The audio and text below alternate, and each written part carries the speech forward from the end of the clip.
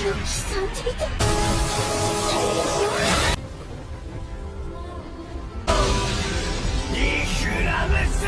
इस एपिसोड की स्टार्टिंग हमें एल्फेरिया को दिखाने से होती है, जो कि सो रही होती है। तभी वहाँ पर सेरिसा आ जाती है, जो आती एल्फेरिया को एक चपेट लगा देती है, जिससे एल्फेरिया कौन है उसकी नींद टूट जाती है। और फिर एल्फेरिया सेरिसा से कहती है कि प्लीज आप ऐसा मत किया कीजिए, जिस पर सेरिसा कहती है तो फिर आप एक मेजा वेंडर की तरह एक्ट कीजिए। आप या तो हमेशा सोती रहती हैं, या तो हमेशा टावर के नीचे देखती रहती हैं। ऐसा करके आप मेजा वेंडर्स का नाम खराब कर रही हैं। खैर इसके बाद सेरिसा एक लिस्ट एल्फेरिया को दिखाते हुए कहती है कि जरा आप इन रिक्रूटर्स पर एक नजर डालिए। ये वो स्टूडेंट है जिनको स्काउट्स ने रिकमेंड किया है। हमें इस बार बहुत अच्छे कैंडिडेट्स मिले हैं, और एक कैंडिडेट ऐसा भी है जो कि आइस फैक्शन के लिए बिल्कुल परफेक्ट है। उसका नाम जूलियस रेनबर्ग है, और वो फेस्टिवल में बहुत अच्छा परफॉर्म कर रहा है। मेरे हिसाब से जूलियस आपका सक्सेसर बनने के लिए बिल्कुल परफेक्ट है। जिसके बाद नेक्स्ट सीन में हम लोगों को फेस्टिवल का सीन दिखाया जाता है, जहाँ पर कमेंटेटर माइक कह रहा होता है कि दोस्तों,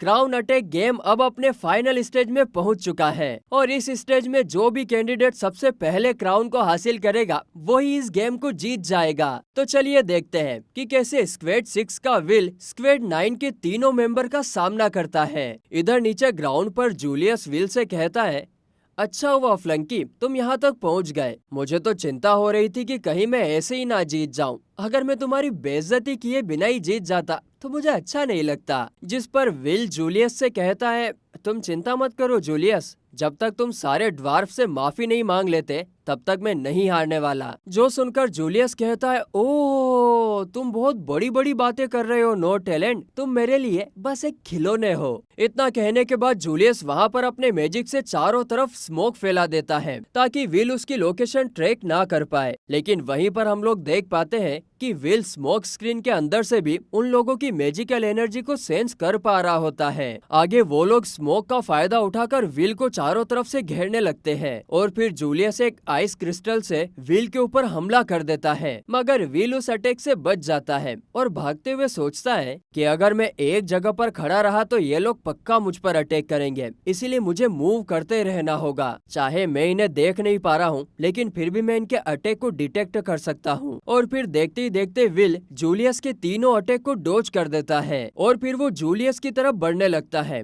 और जब वो उसके ऊपर अटैक करने वाला होता है कि तभी कहीं और से एक और अटैक आकर विल को लग जाता है, जिससे वो दूर जाकर गिरता है। जो देखकर विल समझ नहीं पाता कि आखिरकार ये चौथा हमला कहाँ से आया है। तभी जूलियस विल से कहता है, क्या हुआ फ्लंकी, तुम तो बहुत जल्दी हार मान गए, हम तो यहाँ से हिले भी नहीं है। और उसी वक्त हम लोग जूलियस के बहुत सारे क्लोन्स को देख पाते हैं, जो कि पूरे ग्राउंड में फैल गए थे। और उसके इतने क्लोन्स को देखकर वहाँ पर बैठे सभी लोग हैरान थे। जिसके बाद वो सारे क्लोन्स विल की तरफ बढ़ने लगते हैं, और तभी जूलियस विल से कहता है, अरे मैं तुम्हें एक चीज तो बताना ही भूल गया, ये क्लोन्स फटते भी हैं। और तभी देखते ही देखते एक क्लोन विल के पास जाकर फट जाता है, जिससे विल बर्फ में कैद हो जाता है। और इस पर प्रोफेसर एडवर्ड कहते हैं कि मुझे पूरा यकीन है ये वही स्पेल है। तो वहीं दूसरी तरफ प्रोफेसर वोकनर भी जूलियस के स्पेल को देखकर कहते हैं, ये तो सीक्रेट मैजिक है जिसे एल्फेरिया ने इन्वेंट किया है। इसका नाम ई ग्लास फ्रोसे है। एल्फेरिया ने 12 ओरिजिनल स्पेल्स को क्रिएट किया है, जिन्हें एल्फेरिया के नाम पर ही सीरियल मैजिक नाम दिया गया है। और ये उसी सीरीज में से एक स्पेल को यूज कर रहा है। जिसके बाद हम लोग विल को देखते हैं, वो भी उस स्पेल को देखकर सोच रहा होता है कि यह तो एल्फेरिया का स्पेल है। ये एक ऐसा क्लोन स्पेल है जो कि कास्टर की लिविंग आइस क्लोन स्कल्पचर्स को बना देता है। आखिरकार तुम एल्फी के स्पेल को कैसे यूज कर पा रहे हो? जिस पर जूलियस हंसते हुए कहता है, क्योंकि मैं टैलेंटेड हूँ, मैंने खुद से इस स्पेल को यूज करना सीखा है। चाहे ये सीरीज की पहली स्पेल ही क्यों ना हो, पर मैं मेजा वेंडर के लेवल तक पहुँच चुका हूँ। और मेरे हिसाब से एल्फेरिया इतनी भी खास नहीं थी, और एक दिन मैं उसकी जगह छीन लूंगा। अब ये सुनकर तो विल का माथा भंड, और वो बर्फ को तोड़कर जूलियस के ऊपर हमला कर देता है। पर तभी जूलियस और उसके क्लोन्स विल को रोकने लगते हैं और उसके ऊपर बार बार हमला करने लगते हैं। और इसी दौरान जूलियस कह रहा होता है कि मैं अपनी मर्जी से अपने क्लोन्स को यूज कर सकता हूँ। आगे जूलियस के क्लोन्स विल को घेर लेते हैं और उसके ऊपर एक केज बना देते हैं, जिसे विल तोड़ भी नहीं पा रहा होता है। और तभी जूलियस विल से कहता है कि कि एक खुले सांड को पकड़ना सच में बहुत आसान होता है। जिसके बाद जूलियस एक बहुत बड़ा बर्फ का टुकड़ा विल के ऊपर गिरा देता है, जिससे विल उसके अंदर फंस जाता है। जो देखकर माइक कहता है, जूलियस तो सच में बहुत ज्यादा ताकतवर है। जिस पर प्रोफेसर एडवर्ड भी एग्री करते हैं और कहते हैं कि हाँ, सही कहा, इसने तो बिना हिले ही गेम को जीत लिया। ये तो सच में एक कमाल का जादूगर है। इसमें कोई हैरानी वाली बात नहीं कि इसने 10,000 पॉइंट्स इकट्ठे किए हैं। जिसके बाद जूलियस भाई साहब भी चोड़ में आ गए। वो अपनी पावर को फ्लेक्स करते हुए कहता है कि क्या तुम लोग देख रहे हो स्काउट्स, मैंने कितनी आसानी से लेडी एल्फेरिया के मैजिक को मास्टर कर लिया है और अब मैं उनका सक्सेसर बनने के काबिल बन चुका हूँ। जो सब सुनकर वहाँ पर बैठे सभी लोग ताली बजाने लगते हैं, जूलियस की तारीफ करने लगते हैं। आगे हम दूसरी तरफ आयरिस को देखते हैं, जो कि अपने मन में सोच रही होती है तो वो सब कुछ डेमोन्स्ट्रेशन था। इसने विल की मॉन्स्टर जैसी एजिलिटी का फायदा उठाकर खुद को अच्छा दिखाया है। ये तो सच में बहुत चालाक है। आगे रोस्टी कहता है कि अब जब इसने ये सब कह दिया है तो जरा सोचो, अगर ये यहाँ पर विल से हार जाता है तो इसकी कितनी बेइज्जती होगी। रोस्टी इधर इतना कह ही रहा था कि उधर विल उस बर्फ के कैद से बाहर निकल जाता है और कहता है, थैंक यू जूलियस, तुम्हारी स्पेल की वजह से मेरा दिमाग ठंडा हो गया है। वो क्या है ना कि जब भी कोई एल्फी के बारे में उल्टी सीधी बातें करता है ना तो मेरा भेजा भंड हो जाता है और ये मेरी बहुत बुरी आदत है। जो सुनकर इधर जूलियस को गुस्सा आ जाता है और वो सब मिलकर विल के ऊपर हमला कर देते हैं और इधर विल उनके अटैक से बचता हुआ जूलियस के दोनों साथियों पर अटैक कर देता है, जिससे वो दोनों वहीं पर बेहोश हो जाते हैं। ये देखकर इधर प्रोफेसर एडवर्ड अपने मन में कहते हैं कि पहले विल ने अपने फर्स्ट अटैक में खुद को छुपा लिया था और उसके बाद उन पर पीछे से अटैक कर दिया, जैसे कि इसने मेरे साथ किया था। आगे माइक कहता है कि विल ने अभी स्क्वाड 9 के दोनों मेंबर्स को बेहोश कर दिया है और तभी जूलियस के सारे क्लोन्स टूट जाते हैं। तभी विल बताता है कि तुम अपने टीममेट्स की मदद से उन क्लोन्स को कंट्रोल कर रहे थे और उन्हीं की मदद से तुम एल्फी के स्पेल को कास्ट कर पा रहे थे। सच बताऊं, तुम तो एल्फी की परछाई तक नहीं हो। विल की बातें सुनकर जूलियस बहुत गुस्सा हो जाता है। तभी सीन शिफ्ट होता है और दूसरी तरफ एल्फेरिया कहती है कि अगर ये रिपोर्ट सही है तो शायद जूलियस मेरा सक्सेसर बन सकता है। मगर सेरिसा, मैं इतने दिनों से अपने सक्सेसर का इंतजार नहीं कर रही हूँ, बल्कि मुझे मेरी साइड की एक लॉन्ग स्वॉर्ड चाहिए। वॉन्ड एंड स्वॉर्ड। वॉन्ड तो हो गई एल्फेरिया और स्वॉर्ड हो गया हमारा विल। वहीं इधर ग्राउंड में आगे विल कहता है कि आर्ट्स वेस स्पेल को उसी तरीके से कंट्रोल किया जाता है जिस तरह एक गार्डियन को सियोन ने कंट्रोल किया था। मगर तुम तो अपने टीममेट्स की मदद ले रहे हो, इसका मतलब तुम्हें आर्ट्स वेस को मास्टर नहीं किया है। यह सुनकर जूलियस कहता है कि एक नो टैलेंट को मेरे बारे में ऐसा बोलने की हिम्मत कैसे हुई, और ऐसा बोलते से वो विल पर अटैक कर देता है। लेकिन विल अपने स्वॉर्ड से उस अटैक को काट देता है तो जूलियस वहाँ पर एक एक्सप्लोजन कर देता है, मगर विल फिर से बच जाता है। तो फिर जूलियस अपने और क्लोन्स बना लेता है और विल पर लगातार अटैक करने लगता है, मगर विल भी उसके सारे अटैक से बच रहा था। तभी जूलियस अपने मन में कहता है कि हाँ, ये बात सही है कि मैं अभी सिर्फ 4 क्लोन्स को ही कंट्रोल कर सकता हूँ और क्लोन्स को कंट्रोल करने के लिए मुझे मेरे टीममेट्स की जरूरत है। मगर विल ये तो पता नहीं कर सकता कि इन क्लोन्स में से मैं कौन सा हूँ, क्योंकि ये क्लोन तो बिल्कुल मेरे जैसे दिखते हैं और सोने पे सुहागा, इन सब के पास तो मेरे जैसा ही एटीट्यूड है। जूलियस ये सब सोच ही रहा था कि तभी विल उसके पास पहुंच जाता है और उसके ऊपर अपने स्वॉर्ड से अटैक कर देता है। तो जूलियस अपने मैजिक से अपने सामने एक आइस की वॉल बना देता है, लेकिन विल उस वॉल को भी तोड़कर जूलियस को पीछे धकेल देता है। जिस पर जूलियस विल से पूछता है कि तुमने इतने क्लोन्स में से मुझे कैसे ढूंढ लिया, जिस पर विल कहता है कि आर्ट्स वेस स्पेल के क्लोन्स का बॉडी टेम्परेचर स्पेल कास्टर के बॉडी टेम्परेचर के बिल्कुल अपोजिट होता है। उनका टेम्परेचर लगभग -36 डिग्री या 37 डिग्री होता है, और अगर स्पेल कास्टर उस स्पेल को अच्छी तरीके से कंट्रोल नहीं कर पाता तो टेम्परेचर ओवरफ्लो होने के कारण क्लोन से बाहर निकलने लगता है, जिससे उन क्लोन्स के पैरों के नीचे फ्रोस्ट वॉकर्स की तरह आइस निकलने लगती है। और ये सुनकर जूलियस जब अपने क्लोन्स को देखता है तो सच में उनके पैरों के नीचे आइस होती है, जिसके बाद तो वो सारे क्लोन्स भट टूट जाते हैं। फिर जूलियस विल से कहता है कि आखिरकार तुम जैसे नो टैलेंट को इस स्पेल के बारे में मुझसे ज्यादा कैसे पता है। जिस पर विल कहता है कि एल्फेरिया और मैं बचपन के दोस्त हैं, हम दोनों ऑर्फन थे, हम दोनों एक ही ऑर्फनेज में बड़े हुए हैं, इसी वजह से मैं उसके मैजिक को इतने अच्छे से जानता हूँ। मुझे वो मैजिक इतना अच्छा लगता है कि मैंने उसके बारे में सब कुछ पढ़ा है। मगर मैं उसकी बराबरी नहीं कर पाया। तभी ऊपर एल्फेरिया कहती है कि विल तुम चिंता मत करो, हमारी मेमोरीज और तुम्हारा हार्डवर्क वेस्ट नहीं होगा। जिसके बाद विल जूलियस से कहता है कि मुझे एल्फी के मैजिक के स्ट्रेंथ और सारे वीकनेस के बारे में पता है। विल की बातें सुनकर जूलियस को बहुत गुस्सा आ जाता है और वो विल पर अटैक कर देता है, मगर विल अपनी स्वॉर्ड से उसके अटैक को डिस्ट्रॉय कर देता है और कहता है कि जूलियस तुम सच में एक कमाल की मैजिशियन हो। आज तक कोई और मैजिशियन ने एल्फी की मैजिक को यूज नहीं किया था, मगर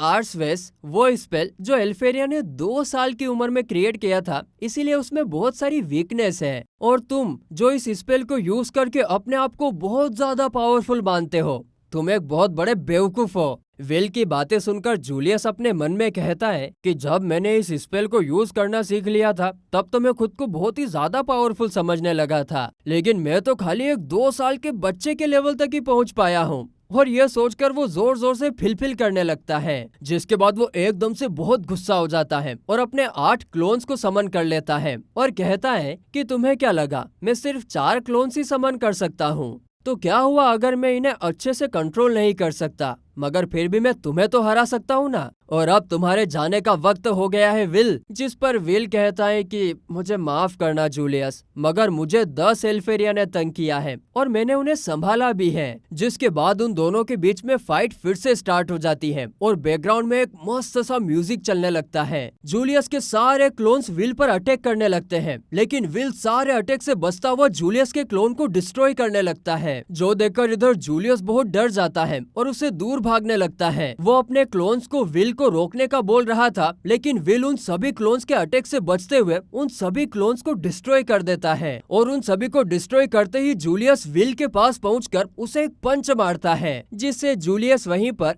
टीन टपाक डुम डुम वहीं पर बेहोश हो जाता है। इतना खतरनाक आक्रमण देखने के बाद सारी ऑडियंस तालियां बजाने लगती है और माइक में कहता है कि दोस्तों विल डुएल को बहुत ही खतरनाक तरीके से जीत चुका है और आखिरकार एक नो टैलेंट ने एक इलाइट जिसके पास 10,000 से भी ज्यादा क्रेडिट पॉइंट्स थे उसे हरा दिया है। यह देखकर कोलेट भी बहुत ज्यादा खुश हो रही थी और लिहाना भी यह देखकर हैरान हो गई थी। आगे माइक कहता है तो अब विल के रास्ते में कोई नहीं है, तो उसे जीतने के लिए बस उस क्राउन को लेना है। मगर तभी अचानक से वहाँ पर विग्नेल आ जाता है और कहता है कि क्या तुम्हें इस गेम के रूल्स पता भी है? जब तुम दोनों लड़ रहे थे तभी मैंने इस क्राउन को उठा लिया था। और यह देखकर इधर माइक बहुत ज्यादा खुश हो जाता है क्योंकि उसने जो विग्नेल पर पैसे लगाए थे वो अब जीत चुका है। जिसके बाद वो वापस से कहता है अरे ये गेम में अचानक क्या हुआ, ये गेम तो पूरी तरीके से टर्न हो गया। अब इस गेम का विनर स्क्वेयर 12 है जिसका लीडर विग्नेल है। तभी सीन एल्फेरिया के रूम में शिफ्ट होता है जहां सेरिसा कहती है लगता है कि क्राउन अटैक खत्म हो चुका है। तभी एल्फेरिया कहती है कि सेरिसा क्या कोई ऐसी स्पेल है जिससे मैं किसी की मेमोरीज को इरेज कर सकती हूँ? जिस पर सेरिसा कहती है कि हाँ फॉरबिडन आर्ट्स में ऐसा कुछ है, लेकिन मैं आपको वो यूज नहीं करने दूंगी। तभी एल्फेरिया कहती है कि तुम गलत हो विल, मैं तुम्हें तंग नहीं कर रही थी, मैं तो बस तुम्हें अपने पास रखना चाहती थी ताकि हम लोग एक साथ खेल सकें। अब सारे स्टूडेंट्स को मेरे डार्क पास्ट के बारे में पता चल गया है। अगले सीन में हम दूसरी तरफ सियोन को भी देखते हैं। वो कह रहा था कि विल आखिरकार तुमने जूलियस को भी हरा दिया, लेकिन मैं तुम्हें जरूर हराऊंगा। जिसके बाद इधर मैजिक ग्राउंड में कोलेट विल के पास आ जाती है। विल उससे कहता है मुझे माफ करना पर मैं इस गेम को नहीं जीत पाया, लेकिन मैं अब अपना प्रॉमिस निभा पाऊंगा। तो इस एपिसोड के स्टार्टिंग में हम लोग सारे ड्वार्फ को देखते हैं जो कि विल के जीतने की खुशी में पार्टी कर रहे होते हैं। वो लोग विल और कोलेट को उनके लिए इतनी मेहनत करने के लिए थैंक यू कहते हैं। तब प्रोफेसर वोकनर भी उन ड्वार्फ को विल का ध्यान रखने के लिए शुक्रिया कहते हैं। जिसके बाद डोनान विल से पूछता है कि क्या उसको टावर के स्काउट्स के द्वारा चुना गया, जिस पर कोलेट बताती है कि नहीं, विल को टावर के स्काउट्स ने नहीं चुना। हम लोग तो वहाँ पर कोई भी इवेंट जीत ही नहीं पाए और साथ ही में वहाँ पर बहुत सारा हंगामा भी हो गया और ये सारी की सारी सिर्फ उसी सियोन की गलती है, उसी की वजह से हमें चुना नहीं गया। आगे रोस्टी विल से पूछता है कि तुम्हारा वो तीसरा टीममेट गया कहाँ पर, दिखाई नहीं दे रहा। जिस पर विल बताता है कि उसने सियोन को बुलाने की कोशिश तो की थी पर बुलाती है मगर जाने का नहीं। सियोन ने आने से इनकार कर दिया, जिस पर डोनान विल से कहता है हाँ छोड़ो उसको, कोई बात नहीं, वैसे भी हम लोग लड़ाई तो जीत ही चुके हैं और साथ ही में हमें सही मायने में माफी भी मिल गई है। और तभी हम लोग जूलियस को देख पाते हैं जो कि अपने साथियों के साथ उस रेस्टोरेंट में काम कर रहा होता है और वो ऐसा करते हुए खुद को कोस भी रहा था क्योंकि वो उस नो टैलेंट से हार गया, जिस वजह से उसको कहीं पर भी चुना भी नहीं गया और साथ ही में उसको ड्वार्फ के लिए काम भी करना पड़ रहा है। और तभी कोलेट भी कहती है कि जूलियस को वही मिला जो वो डिजर्व करता है। जिसके बाद कोलेट प्रोफेसर वोकनर से पूछती है कि क्या यहाँ पर उन लोगों का इस तरह से पार्टी करना एक बैड आइडिया है, जिस पर प्रोफेसर वोकनर कहते हैं कि मैंने तुम लोगों को पहले भी नहीं रोका था और अब भी नहीं रोकूंगा, पर अब जब विल ने फेस्टिवल में पार्ट ले ही लिया है तो सबको ये पता चल गया होगा कि विल क्या कर सकता है। अब ये देखने वाली बात है कि कल से विल उन चीजों को कैसे हैंडल करता है। जिस पर कोलेट प्रोफेसर से पूछती है कि अब जब सबको विल की पावर के बारे में पता चल गया है तो क्या सब अब से उसके साथ अच्छे से बिहेव नहीं करेंगे। जिस पर प्रोफेसर कोलेट से कहते हैं कि ये सब उतना सिंपल भी नहीं होता है, अब सब कुछ तुम्हें कल ही पता चलेगा। जिसके साथ ही ये सीन शिफ्ट होता है और अगले सीन में हम अगले दिन का सीन देखते हैं जहाँ पर अब सारे के सारे लोग जो पहले विल को भाव तक नहीं दे रहे थे वो लोग विल को अपनी टीम में ज्वाइन करने के लिए पूछने आए होते हैं और अब वो लोग उसको चारों तरफ से घेर भी लेते हैं। तभी कोलेट अपने मन में सोचती है कि अब जब सबको विल की पावर का अंदाजा हो गया है तो ये लोग विल में इंटरेस्टेड हो गए हैं। क्या प्रोफेसर वोकनर इसी बारे में बात कर रहे थे। जिसके बाद कोलेट विल के पास जाकर उसको भीड़ से बचाने लगती है। वो अब उन लोगों से कहती है कि यार मतलब तुमको शर्म नहीं आती है, जरा भी शर्म नहीं आती है। तुम लोगों ने विल को कितना बुली किया, उसके बावजूद भी तुम लोग उससे ये सब पूछ रहे हो। तुम लोगों को जरा भी नहीं लगता कि विल को अभी तुम लोगों पर गुस्सा आ रहा होगा। लेकिन वहीं जब हम दूसरी तरफ विल को देखते हैं तो उसको रत्ती भर गुस्सा नहीं आ रहा था, वो तो उल्टा खुशी के मारे फूले जा रहा था। आहा, सब लोग मेरी तारीफ कर रहे हैं, क्या मजा आ रहा है, ला ला ला ला ला ला ला ला ला ला। क्योंकि उसको तो ये सब लग रहा था कि अब सब लोग उसको अपना दोस्त मानने लगे हैं। विल का ऐसा एक्सप्रेशन देखकर कोलेट का माथा बंद हो जाता है। आगे वहाँ पर एक लड़की भी कहती है कि तुम इन सब से दूर रहो कोलेट, और वैसे भी तुम तो विल को हमेशा अपने पास रखना चाहती हो। चलो विल, हम लोग साथ में डंजन में चलते हैं। ऐसा बोलते सी वो लड़की विल का हाथ पकड़ लेती है, जो देखते सी तो कोलेट का माथा ब्रर हो जाता है और वो जोश जोश में सबसे कह देती है कि विल किसी के साथ कहीं पर भी नहीं जाएगा क्योंकि वो कल मेरे साथ शॉपिंग पर जाने वाला है। जिसके बाद हमें रात का सीन दिखाया जाता है जहाँ पर कोलेट अपने रूम में पछता रही होती है कि क्यों उसने सुबह जोश जोश में ऐसा कुछ बोल दिया जिससे सबको लग रहा होगा कि कोलेट कल विल के साथ डेट पर जा रही है। तभी पीछे से उसकी रूममेट रोज आ जाती है, जो आते ही कोलेट से कहती है कि मैंने सुना है कि तुम कल विल के साथ डेट पर जा रही हो। जिस पर कोलेट शर्माते हुए कहती है ऐसा कुछ भी नहीं है, हम लोग तो बस शॉपिंग पर जा रहे हैं। तब रोज कोलेट से कहती है तो अगर ऐसी बात है तो फिर तो तुम्हें कुछ क्यूट सा पहनना चाहिए जिससे यह सब झूठ भी सच लगे। जिस पर कोलेट भी एग्री करती है। वहीं दूसरी तरफ हम लोग विल को देखते हैं जो कि पढ़ रहा होता है। तभी रोस्टी विल से उसका कल का प्लान पूछता है कि वो कल क्या करने वाला है, क्योंकि कल तो उनकी कोई क्लासेस है नहीं। जिस पर विल बताता है कि वो तो कल कोलेट के साथ शॉपिंग पर जाने वाला है क्योंकि उसको ऑल स्टूडेंट प्रैक्टिस के लिए कुछ सामान खरीदना है। जिसके बाद ये सीन शिफ्ट होता है और हमें अगली सुबह का सीन दिखाया जाता है जहाँ पर कोलेट एकदम अच्छे से तैयार होकर विल का इंतजार कर रही होती है। वो अपने मन में सोच रही होती है कि ये चाहे डेट ना हो लेकिन फिर भी मैं इसे डेट तो बना कर रहूंगी। तभी वहाँ पर हमारे विल भाई साहब भी आ जाते हैं जो लेट आने के लिए कोलेट से माफी मांगते हैं। आगे विल कोलेट को टकाटक घूरी जा रहा होता है, जो देखकर कोलेट इसका कारण पूछती है तो विल बताता है तो से नैना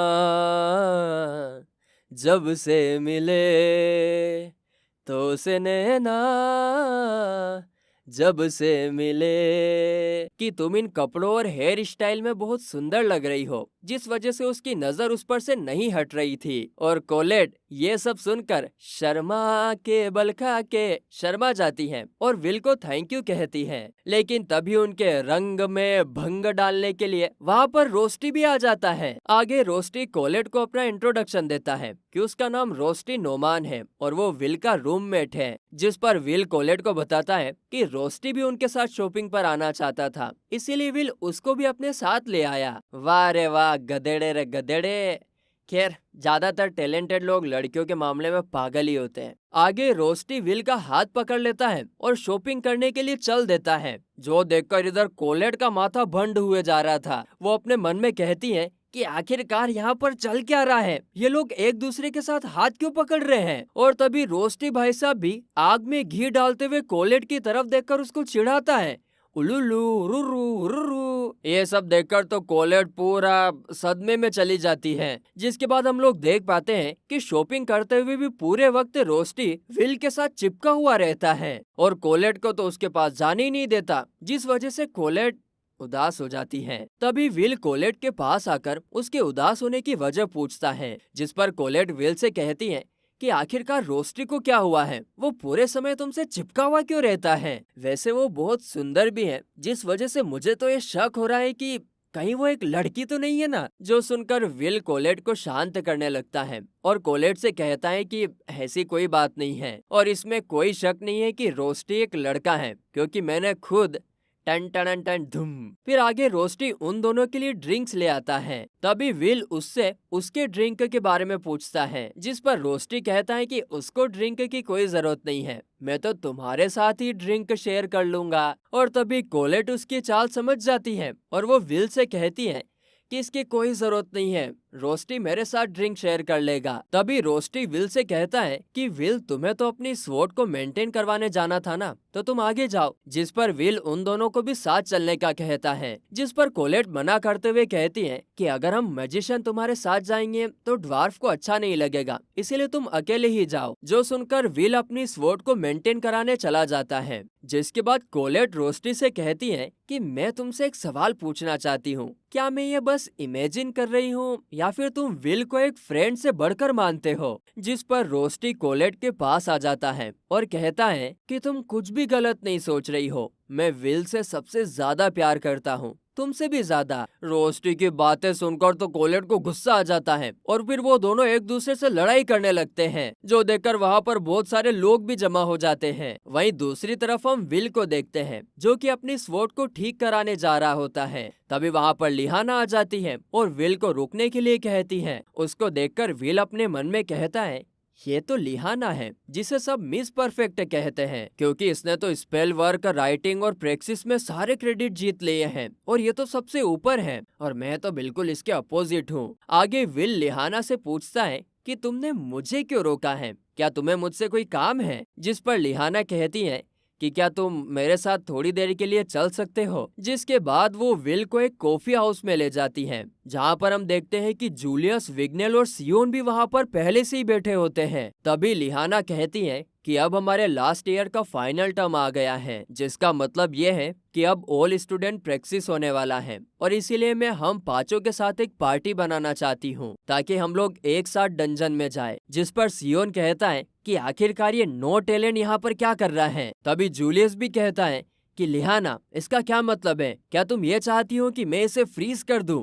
ये सब देखकर विल भी अपने मन में कहता है कि इस दुनिया में यही दोनों हैं जो मुझसे सबसे ज्यादा नफरत करते हैं। और फिर वो भी लिहाना से कहता है कि आखिरकार तुमने मुझे यहाँ पर क्यों बुलाया है। तो ये सुनकर लिहाना कहती है कि क्या इसका मतलब तुम पार्टी ज्वाइन करने से मना कर रहे हो। जिस पर विल अपने मन में कहता है कि ये तो सिर्फ अपने बारे में ही सोच रही है। तभी सियोन विल से कहने लगता है कि मुझे इग्नोर मत करो फ्लंकी, और फिर वो विल का कॉलर पकड़ लेता है। मगर तभी विग्नेल अपने मैजिक से वहाँ पर एक फ्लावर गार्डन का इल्यूजन बना देता है और कहता है कि मेजेस कब से ड्वार्फ की तरह इतने ज्यादा गुस्से वाले हो गए हैं। जो सुनकर सियोन विल को छोड़ देता है।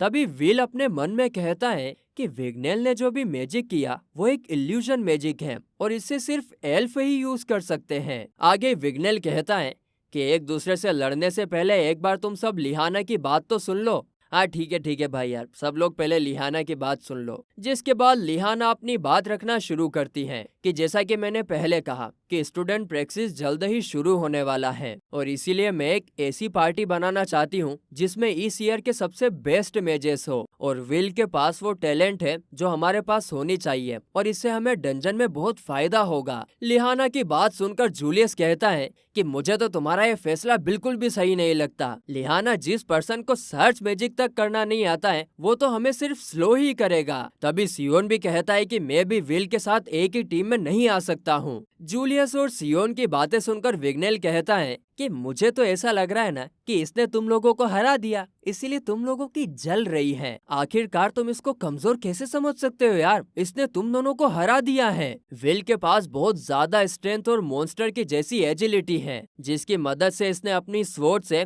तुम दोनों की वॉन्ड को हराया है। विग्नेल की बातें सुनकर जूलियस और सियोन को बहुत गुस्सा आने लगता है। गुस्सा तो आएगा ही सही, सच तो हमेशा कड़वा ही होता है। तभी लिहाना कहती है कि देखो, मैं तुम लोगों की मदद से टावर के टॉप पर टॉप स्टूडेंट के तौर पर जाना चाहती हूँ। मैं और ज्यादा फेम और ऑनर पाना चाहती हूँ ताकि मैं अपने फ्यूचर को और अच्छा बना सकूं। जिस पर विल कहता है, अबे इतनी तो टॉप पे है, और क्या चाहिए अब। और फिर वो लिहाना से पूछता है कि क्या तुम्हें फेस्टिवल में चुना नहीं गया है। जिस पर लिहाना कहती है, अरे नहीं, लाइटिंग फैक्शन ने मुझे चुन लिया है। जिस पर फिर विल कहता है, तो फिर तो तुम्हें पोस्ट ग्रेजुएशन के बाद एक गारंटीड प्लेस मिल जाएगी टावर में, तो फिर तुम ऐसा क्यों कर रही हो। जिस पर लिहाना कहती है कि मैं हाउस ओवन जाउस से हूँ। हमारी फैमिली के मेंबर ज्यादातर यंग एज में ही मारे जाते हैं और अगर मुझे अपनी फैमिली के नेम को बचाना है तो सिर्फ टावर के टॉप पर ही जाना काफी नहीं होगा, मुझे मेजा वेंडर बनना ही होगा। और मैं यहाँ पर सिर्फ अकेली नहीं हूँ जिसे मेजा वेंडर बनना है।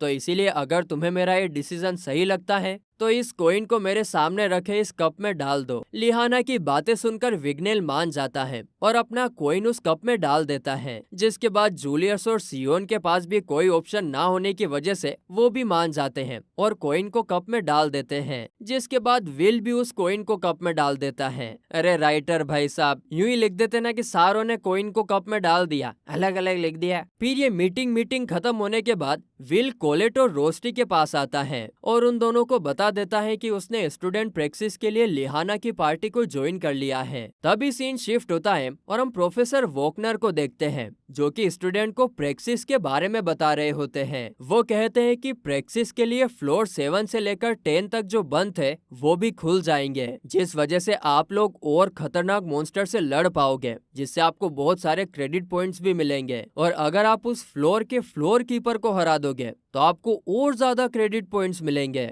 आगे प्रोफेसर एडवर्ड भी सभी स्टूडेंट्स को बताते हैं कि इस प्रैक्टिस में स्टूडेंट मर भी सकते हैं। पिछले साल 4 स्टूडेंट्स को मॉन्स्टर ने खा लिया था और इसीलिए प्रोफेसर भी डंजन में ही रहते हैं। लेकिन फिर भी तुम सब लोग संभल कर रहना, ज्यादा शान पत्ती बताने की जरूरत नहीं है, कोई भी ज्यादा हीरो बनने की कोशिश मत करना वरना वो मॉन्स्टर हाबड़ुक हाबड़ुक हाबड़ुक खा जाएंगे सबको। आगे सीन स्टूडेंट प्रैक्टिस के दिन पर ही शिफ्ट होता है जहाँ पर सारे स्टूडेंट्स डंजन के 6th फ्लोर पर आ जाते हैं, जहाँ पर लिहाना कोलेट से कह रही होती है कि मैंने तुम्हें हमारे साथ आने को नहीं कहा था। जिस पर कोलेट कहती है कि जहाँ विल जाएगा वहाँ मैं भी साथ चलूंगी। जिसके बाद रोस्टी विल से कहता है कि मैं तुम्हारे साथ नहीं आ सकता, मुझे बेस कैंप पर ही रुकने को कहा गया है। जिस पर विल कहता है, अरे कोई बात नहीं, तुमने जो मेरे लिए मैजिक आइटम बनाए हैं उसके लिए तुम्हारा बहुत बहुत शुक्रिया। आगे प्रोफेसर एडवर्ड सभी स्टूडेंट से कहते हैं कि तुम सभी के पास इस प्रैक्टिस के लिए 1 वीक है, मगर ये ऑर्डिनरी प्रैक्टिस नहीं है, इसमें तुम बड़ी मुश्किल से सरवाइव कर पाओगे। हमने हर एक फ्लोर पर अपना बेस कैंप बना दिया है,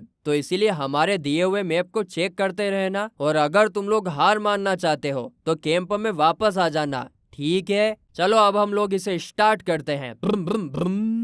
जिसके साथ ही सीन शिफ्ट होता है और हम 2 लोगों को उसी डंजन में देखते हैं। उसमें से एक मॉन्स्टर को मार देता है, जिस पर दूसरा कहता है कि हमारी टाइमिंग सही नहीं है, उसने हमें वो चीज लाने के लिए कही है, इसलिए हमें अब उन स्टूडेंट्स को मारना होगा। तो इस एपिसोड की स्टार्टिंग हमें एक बंदे को दिखाने से होती है जिसका नाम लोगवेल है। यहाँ पर लोगवेल फायर फ्रैक्शन के लीडर कैरियोट से मिलने आया होता है ताकि वो कैरियोट को स्टूडेंट प्रैक्टिस की डिटेल बता सके। आगे कैरियोट लोगवेल से कहता है कि तुम्हें मुझे सारी बात बताने की जरूरत नहीं है, वैसे भी मुझे मेजा वेंडर का रिप्रेजेंटेटिव बनना बिल्कुल भी पसंद नहीं है। जिस पर लोगवेल कैरियोट को बताता है कि थंडर फ्रैक्शन बहुत ज्यादा काइंड होते हैं, एल फ्रैक्शन बहुत ज्यादा प्राइडफुल होते हैं और आइस फ्रैक्शन वो तो बहुत ही ज्यादा आलसी है, इसीलिए सिर्फ आप ही इस पोजीशन के काबिल हैं। आगे कैरियोट लोगवेल से किंग के बारे में पूछता है, जिस पर लोगवेल बताता है कि किंग तो अभी तक वापस नहीं आए हैं। जो सुनकर कैरियोट को चिंता होने लगती है और वो कहता है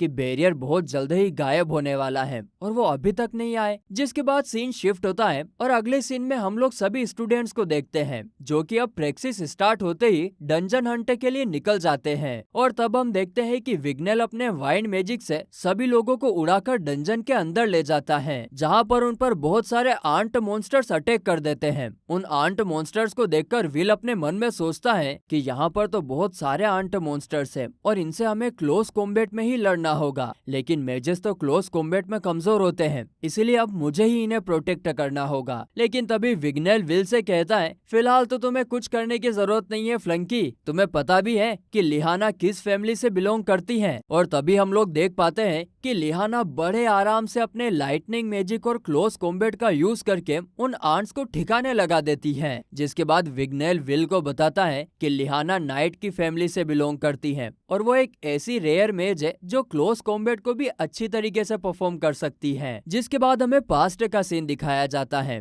जहाँ पर प्रोफेसर वोकनर सभी स्टूडेंट्स को सर्च स्पेल के बारे में बता रहे होते हैं। वो ये भी बताते हैं कि जो सर्च स्पेल है वो डंजन में मेजेस के लिए सबसे ज्यादा यूजफुल स्पेल होता है। ये एक कॉमन स्पेल है जिससे आप एनिमीज और खतरों को डिटेक्ट कर सकते हैं, और क्योंकि डंजन्स तो पूरी तरीके से अनप्रिडिक्टेबल होते हैं, इसीलिए इस स्पेल को डंजन में जाने वाले मेजेस का सबसे यूजफुल स्पेल कहा जाता है। जिसके बाद सीन शिफ्ट होकर वापस से डंजन में आ जाता है, जहाँ पर सभी लोग मॉन्स्टर से लड़ रहे होते हैं, लेकिन वहीं पर मौजूद विल वो कुछ भी नहीं कर पा रहा होता है। जिस वजह से विल अब अपने मन में सोचने लगता है कि मैं मॉन्स्टर्स को सही टाइम पर लोकेट नहीं कर पा रहा हूँ, या फिर मैं ये कहूँ कि इन लोगों की सर्च रेंज मुझसे ज्यादा है, जिस वजह से ये लोग मेरे से पहले ही सबको मार दे रहे हैं। अगर मैंने जल्दी कुछ नहीं किया तो ये लोग तो सबको मार देंगे और मैं कुछ नहीं कर पाऊंगा। जिसके बाद विल बड़ी मुश्किल से सिर्फ एक मॉन्स्टर को मार पाता है। आगे हम देखते हैं कि विग्नेल अपने वाइंड मैजिक से सारे मॉन्स्टर्स को खत्म कर देता है, जो देखकर तो विल पूरी तरीके से शॉक रह जाता है। तब विग्नेल विल का मजाक उड़ाते हुए विल से कहता है कि मैंने जितना सोचा था तुम तो उससे भी ज्यादा बेकार निकले फ्लंकी, तुम तो शील्ड बनने की भी लायक नहीं हो। लिहाना, अब तो मुझे तुम्हारी जजमेंट पर शक हो रहा है यार। जिस पर लिहाना विग्नेल से कहती है कि विल को अभी हमारी शील्ड बनने का मौका नहीं मिला है, जब हम लोग और ज्यादा एनिमीज का सामना करेंगे तब शायद ये दिखा पाए कि आखिर ये क्या कर सकता है, तो इसीलिए अभी के लिए इसका बेकार होना ठीक है। जो सुनकर जूलियस कहता है कि जो लोग सर्च स्पेल को यूज नहीं कर सकते वो तो हमें स्लो ही करेंगे, और वो ऐसा कहते हुए अपने वॉन्ड से मैजिक ट्रेसेस को एब्जॉर्ब कर रहा होता है। जो देखकर विल हम सभी ऑडियंस को बताता है कि मेजर्स अपनी वॉन्ड से मैजिक ट्रेसेस को एब्जॉर्ब करते हैं, जिससे कि वो लड़ाई रिकॉर्ड हो जाती है और एकेडमी उन्हीं ट्रेसेस को वेरीफाई करके स्टूडेंट्स को क्रेडिट देती है। पर जैसा कि मैं तो इन ट्रेसेस को किसी वॉन्ड में एब्जॉर्ब नहीं कर सकता हूँ, इसलिए मुझे मॉन्स्टर की बॉडी का कोई पार्ट अपने साथ प्रूफ के तौर पर ले जाना पड़ता है, और इसी वजह से कोई भी मेरे साथ टीम अप नहीं करना चाहता है। आगे सियोन भी विल से कहता है कि अब जब तुम हमारी टीम में आ ही गए हो फ्लंकी, तो अब तो कम से कम कुछ काम करके दिखाओ। ये सब सुनने के बाद कोलेट विल से उसका हाल पूछने लगती है, जिस पर विल कोलेट को बताता है कि उसको तो ये पहले से ही पता था कि यही सब होने वाला है, और इसीलिए अब मैं किसी और तरीके से इन लोगों की मदद करूंगा। जिसके बाद विल अपने मन में सोचने लगता है कि वैसे तो मैंने ये सब कह दिया है, पर इन लोगों के होते हुए मुझे कुछ करने का मौका मिलेगा नहीं। ये लोग कुछ ज्यादा ही ताकतवर हैं, और अगर ऐसा ही चलता रहा तो मैं कुछ भी नहीं कर पाऊंगा और बस इन लोगों का सामान ही उठाते रह जाऊंगा। जिसके बाद हम लोग लिहाना को देखते हैं, जो कि सबसे कहने लगती है कि प्रैक्टिस को स्टार्ट हुए एक दिन बीत चुका है, इसलिए अब हमें यहीं पर आराम करना चाहिए। जिस पर सभी लोग एग्री करते हैं, और तब विग्नेल सिक्योरिटी के लिए चारों तरफ फ्लेम्स की दीवार बना देता है, जिसको देखकर कोलेट पहचान लेती है कि ये मैजिक तो 11 का इल्यूजन मैजिक है। जिस पर विल कोलेट से कहता है कि तुमने बिल्कुल सही कहा,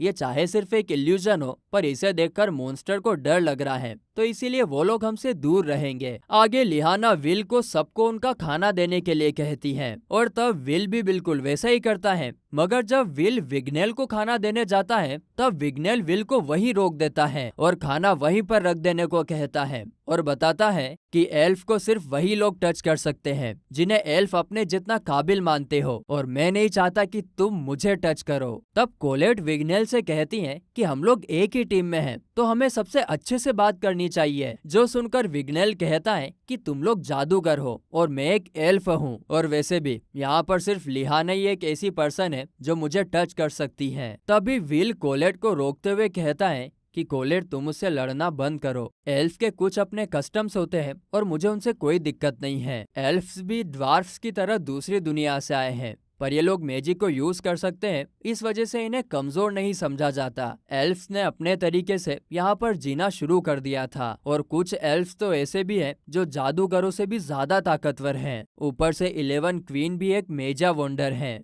जिसके बाद लिहाना सभी लोगों को अपना प्लान बताने लगती है, जिसके हिसाब से वो लोग सबसे पहले ल्यूमिनस नेब्रस को मारेंगे, जो कि 110 क्रेडिट पॉइंट्स देता है और वो 10th फ्लोर का कीपर है। नेब्रस को मारने से जो क्रेडिट पॉइंट्स मिलेंगे वो प्रेक्सिस के सबसे ज्यादा क्रेडिट पॉइंट्स माने जाते हैं। और तो और लोगों के हिसाब से नेब्रस को तो स्टूडेंट प्रेक्सिस का बॉस मॉन्स्टर भी माना जाता है। आगे फिर लिहाना ये भी रिवील करती है कि उसने ये टीम नेब्रस को हराने के लिए ही बनाई है, और क्योंकि हम लोगों के पास वो पावर है जो कि 110 क्रेडिट पॉइंट्स वाले मॉन्स्टर को हरा सकती है, तो चलो हम लोग टावर को दिखाते हैं कि हम लोगों में आखिर कितना दम है। जिसके बाद हम लोग विल को देखते हैं, जो कि अपने मन में सोच रहा होता है कि आज मैंने सिर्फ 5 क्रेडिट पॉइंट्स ही कमाए हैं, इसीलिए मुझे और मेहनत करनी होगी। मुझे आगे जाकर किसी भी तरीके से नेब्रस को हराना होगा ताकि मैं अपने क्रेडिट पॉइंट्स को रिकवर कर पाऊं और एल्फ तक पहुंच सकूं। जिसके बाद वो सभी लोग 10th फ्लोर के लिए निकल जाते हैं। आगे सीन शिफ्ट होता है और हमें 10th फ्लोर का ही सीन दिखाया जाता है, जहाँ पर एक आदमी ने सभी मॉन्स्टर्स को मार दिया होता है।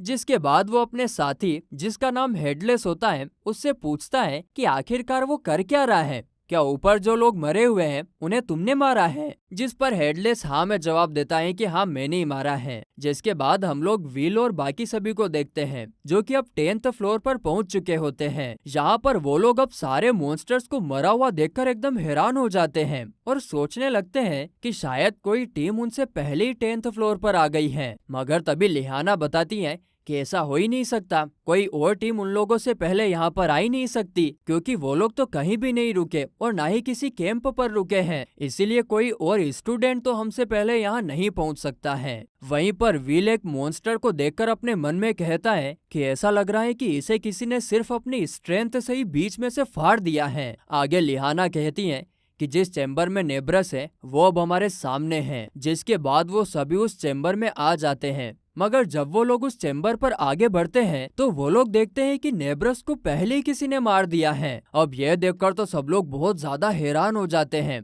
तो लिहाना सबको सर्च मैजिक का यूज करने को कहती है, मगर उन्हें कुछ भी नहीं मिल रहा होता है कि ये किसने किया है। जिसके बाद हमें फिर से एक पास्ट का सीन दिखाया जाता है, जहाँ पर प्रोफेसर वोकनर विल को बता रहे थे कि हाँ सर्च स्पेल बहुत ही ज्यादा यूजफुल है, लेकिन ये उतना भी ज्यादा पावरफुल नहीं है, क्योंकि इससे पावरफुल ट्रैप्स का पता लगाना बहुत ज्यादा मुश्किल होता है और मैजेस तो इस स्पेल से हाइड स्पेल का यूज करके भी बच सकते हैं। और कुछ ऐसे भी मॉन्स्टर्स हैं जो सर्च स्पेल की नजर में नहीं आते हैं। आगे सीन फिर से प्रेजेंट में आता है और हम देखते हैं कि विल अपनी सेंस का यूज करके मॉन्स्टर को ढूंढने लगता है और तभी उसे पता चल भी जाता है कि मॉन्स्टर उनके ऊपर है। और जैसे वो सबको मॉन्स्टर के बारे में बताता है कि तभी वो मॉन्स्टर उन पर अटैक कर देता है, मगर विल अपनी स्वॉर्ड का यूज करके उस अटैक से बच जाता है। जिसके बाद वो मॉन्स्टर विग्नेल के पीछे आ जाता है और उस पर अटैक कर देता है। तभी लिहाना, जूलियस, कोलेट और सियोन उस मॉन्स्टर पर अटैक करने लगते हैं, पर वो मॉन्स्टर फ्लोर पर अटैक कर देता है, जिससे वहाँ की जमीन टूट जाती है और और वो लोग नीचे गिरने लगते हैं। तो विल विग्नेल को बचाने के लिए उसके पास जाने लगता है, जिसके बाद हम देखते हैं कि जब विल और विग्नेल नीचे पहुंच जाते हैं तब विल देखता है कि विग्नेल के एक हाथ में तो चोट लगी हुई है और वो बेहोश हो चुका है।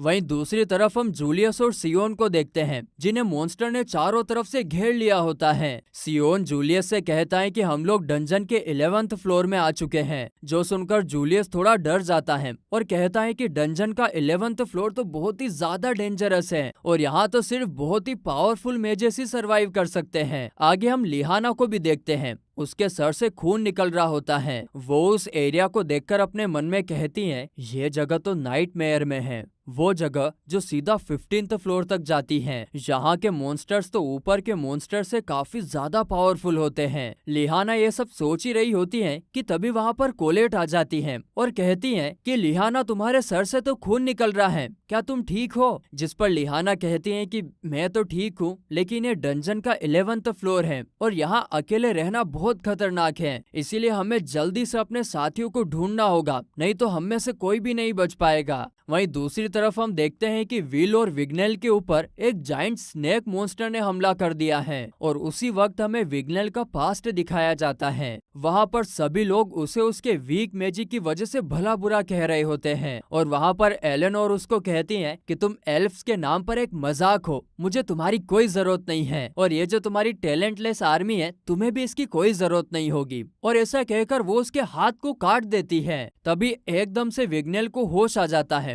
और वो देखता है कि विल ने उस स्नेक मॉन्स्टर को मार दिया होता है, जो देखकर वो पूरा भौचक्का रह जाता है। और तेरी की तो ने। तभी फिर विल उसे फर्स्ट एड देने के लिए अपना हाथ आगे बढ़ाता है तो विग्नेल उसे दूर कर देता है और कहता है कि मैंने कहा ना कि मैं एक एल्फ हूँ, तो तुम जैसे नो टैलेंट मुझे टच नहीं कर सकते। जिस पर विल कहता है, अबे ज्यादा बुड़बक मत बन, मैं तुम्हें ऐसे ही नहीं छोड़ सकता वरना ये ब्लीडिंग बढ़ जाएगी। और ये सुनकर विग्नेल will say first aid kit ले लेता है और कहता है कि मैं खुद अपना फर्स्ट एड कर सकता हूँ। जिसके बाद विल अपने मन में कहने लगता है कि विग्नेल इंजर्ड हो गया है और हमने मेडिकल सप्लाई और 3 सब वेपन्स को छोड़कर बाकी सारे गियर्स खो दिए हैं, लेकिन हाँ हम सबके पास अपना अपना पानी और खाना भी है। कोलेट और बाकी सभी के पास भी उनका पीने का पानी और खाना तो होगा ही सही। और इन सब का मतलब यही है कि शायद हम लोग यहाँ पर बस 2 दिन तक ही और सरवाइव कर सकते हैं। लेकिन यहाँ पर एक और बात है कि हम सभी डंजन के 11th फ्लोर पर हैं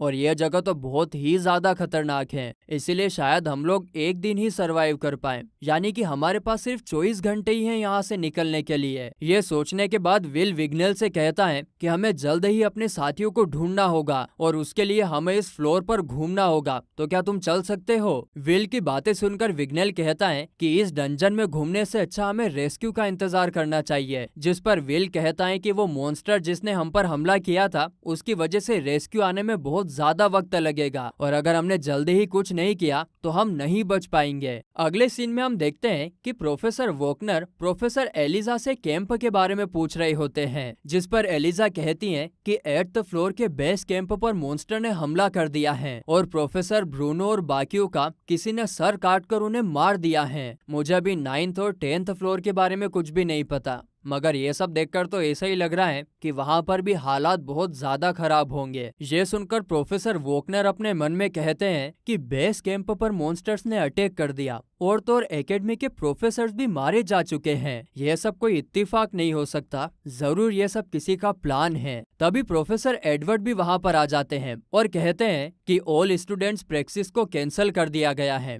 तो इसीलिए हम बाकी स्टूडेंट्स को वहाँ से बाहर निकालने के लिए जा रहे हैं। वहीं दूसरी तरफ हम विल और विग्नेल को देखते हैं जो कि डंजन में आगे बढ़ रहे होते हैं, जहाँ पर विग्नेल बार बार अपने सर्च स्पेल को यूज कर रहा होता है। तो विल उसे ऐसा करने से मना करता है क्योंकि इससे विग्नेल का मैजिक पावर खत्म हो सकता है। जिस पर विग्नेल कहता है कि ये 11th फ्लोर है और मैं नहीं चाहता कि फिर से कोई मॉन्स्टर मुझ पर कहीं से अटैक कर दे, इसीलिए मैं रिलैक्स तो बिल्कुल भी नहीं कर सकता। ये सुनकर विल कहता है कि सर्च स्पेल में डिस्टेंस जरूरी होता है, टाइम नहीं, और तुम कम से कम 140 माइल्स तक इसे यूज कर सकते हो, और मैं अपनी सेंसेस से 70 माइल्स तक मैं किसी को भी डिटेक्ट कर सकता हूँ। तो इसीलिए मैं तुम्हें बता दूंगा कि तुम्हें कब सर्च स्पेल को यूज करना है, ताकि तुम्हारा मैजिक बहुत ही कम यूज हो और हम आसानी से यहाँ से निकल पाए। पास के मॉन्स्टर्स को तो तुम मुझ पर और किकी पर छोड़ दो, और तुम दूर वाले मॉन्स्टर्स का पता लगाओ, ताकि हम जितना हो सके उतना फाइट को अवॉइड कर सके। अब ये दोनों बात कर ही रहे होते हैं कि तभी वहाँ पर कुछ मॉन्स्टर्स आ जाते हैं। उन मॉन्स्टर्स को देखकर विल कहता है कि ये तो गेरगेसा हैं, जिन्हें मारने के 8 क्रेडिट पॉइंट्स मिलते हैं। मैं इन्हें अपने चारों तरफ से सेंस कर सकता हूँ, इसका मतलब अब हमें इनसे लड़ना ही होगा। विग्नेल, मैं सामने वाले मॉन्स्टर से लड़ता हूँ और तुम उस पीछे वाले को संभालो। ये सुनकर विग्नेल तो अपने मैजिक से उस मॉन्स्टर को नीचे गिरा देता है, तो वहीं विल भी अपनी स्वॉर्ड से सभी मॉन्स्टर्स को मारने लगता है। और विल को इस तरीके से लड़ते हुए देखकर विग्नेल चौंक जाता है और अपने मन में कहता है कि ये इस सिचुएशन में भी आसानी से इन मॉन्स्टर्स को मार रहा है। इसका मतलब इसने तो बहुत सारा नॉलेज जमा किया है और उससे अपना विजडम बना लिया। क्या ये इसी की वजह से इतना स्ट्रॉन्ग बना है? इसे देखकर तो लग रहा है कि इसके कंपैरिजन में तो मैं विग्नेल के और कुछ बोलने से पहले ही उसके पीछे एक मॉन्स्टर आ जाता है, जिस वजह से उसे अटैक स्पेल यूज करने का वक्त ही नहीं मिलता है। तो वो अपने इल्यूजन मैजिक से अपने चारों तरफ आग की दीवार बना लेता है, जो देखकर विल उसे ऐसा करने से मना करता है और बताता है कि ये उस मॉन्स्टर पर काम ही नहीं करेगा। मगर तब तक वो मॉन्स्टर विग्नेल के पास आ जाता है, जो देखकर विग्नेल चिल्लाने लगता है। और फिर जब वो मॉन्स्टर विग्नेल पर अटैक करने वाला था कि तभी विल अपनी स्वॉर्ड से उस मॉन्स्टर को मार देता है। और फिर विल कहता है कि गेरगेसा के पास आईज नहीं होती है, मगर उनकी सूंघने की शक्ति बहुत ज्यादा अच्छी होती है और वो उसी से अपने दुश्मनों को ढूंढते हैं, इसीलिए इल्यूजन मैजिक उन पर काम नहीं करता है। देखो, विल ने पहले बहुत पढ़ाई करी थी ना, इसीलिए उसको ये सब अब काम आ रहा है। पढ़ लो रे पढ़ लो, तुम भी, पढ़ाई बहुत काम आती है। अब विल की सारी बातें सुनकर विग्नेल हंसने लगता है और कहता है कि ये तो मेरे लिए बहुत ही शर्मिंदगी की बात है। तो विल कहता है कि कोई बात नहीं, अगली बार तुम जरूर इन्हें आसानी से मार दोगे। तुम सच में बहुत ही टैलेंटेड एल्फ हो। जिस पर विग्नेल कहता है कि नहीं, तुमने सब गलत कहा है, मैं टैलेंटेड नहीं बल्कि एक फ्लंकी हूँ। तो इस एपिसोड के स्टार्टिंग में हम विग्नेल का पास्ट देखते हैं, जहाँ पर विग्नेल अपने मैजिक की प्रैक्टिस कर रहा होता है और कह रहा होता है कि प्लीज मुझे पीछे मत छोड़ो एलेनोर। और हम देखते हैं कि उसका मैजिक तुरंत ही गायब हो जाता है, जो देखकर विग्नेल सोचने लगता है कि ऐसे तो मैं कभी भी एलेनोर तक नहीं पहुंच पाऊंगा। जिसके बाद हम प्रेजेंट का सीन देखते हैं, जहां पर विग्नेल विल से कहता है कि मैं सच में एक फ्लंकी हूँ, क्योंकि मैं ही एक ऐसा एल्फ हूँ जो एकेडमी के 6th ईयर में भी यहाँ पर है। बाकी सभी एल्फ तो बहुत पहले ही टावर पर पहुँच चुके हैं। आगे विग्नेल ये भी कहता है कि मेरे फ्लंकी होने का तो यही सबूत है कि एल्फ का तो इल्यूशन मैजिक असल में फिजिकल फॉर्म ले सकता है, जैसा कि तुमने ग्रैंड मैजिक फेस्टिवल में देखा था। लेकिन मेरे मैजिक का कोई फिजिकल फॉर्म नहीं है और तुम सिर्फ मैजिक ट्रिक के दम पर किसी भी एनिमी को नहीं हरा सकते हो। जो सुनकर विल कहता है, अरे तुम्हारे पास तो स्किल्स हैं, इसीलिए तो तुम हमारे बैच के टॉप 3 स्टूडेंट्स में से एक हो। जिस पर विग्नेल कहता है कि क्या तुमने लिहाना की बात ठीक से सुनी भी थी? जो स्टूडेंट्स अब एकेडमी में बच गए हैं वो सिर्फ और सिर्फ एक ट्रेश है। जिसके बाद हम कोलेट और लिहाना को देखते हैं, जहाँ पर लिहाना कोलेट से कह रही होती है कि अगर कोई रियल टैलेंट होता है ना, तो वो ग्रेजुएशन प्रोसेस से पहले ही टावर तक पहुँच जाता है। जिसका मतलब ये है कि हम लोग टैलेंटेड नहीं हैं। पिछले 6 सालों से मैं बस टैलेंटेड स्टूडेंट्स को देखती आई हूँ। जो सुनकर कोलेट कहती है, अरे पर तुम तो काफी ज्यादा स्किल्ड हो और सभी लोग तो तुम्हें मिस परफेक्ट कहते हैं। जिस पर लिहाना कहती है, लेकिन ये सब कुछ सिर्फ एकेडमी के अंदर, हम सभी सिर्फ वो बड़ी फिशेस हैं जो कि एक छोटे से पॉन्ड में रह रही हैं। मैंने कुछ टाइम पहले ही अपने एक साथी को मेजा वेंडर बनते हुए देखा है, और वो भी मेरे साथ ही एक फर्स्ट ईयर थी और वो एक ट्रू जीनियस थी। जो सुनकर कोलेट सोचती है, ये तो विल की दोस्त एल्फेरिया की बात कर रही है। जिसके बाद लिहाना कहती है कि मुझे उस टाइम ये एहसास हो गया था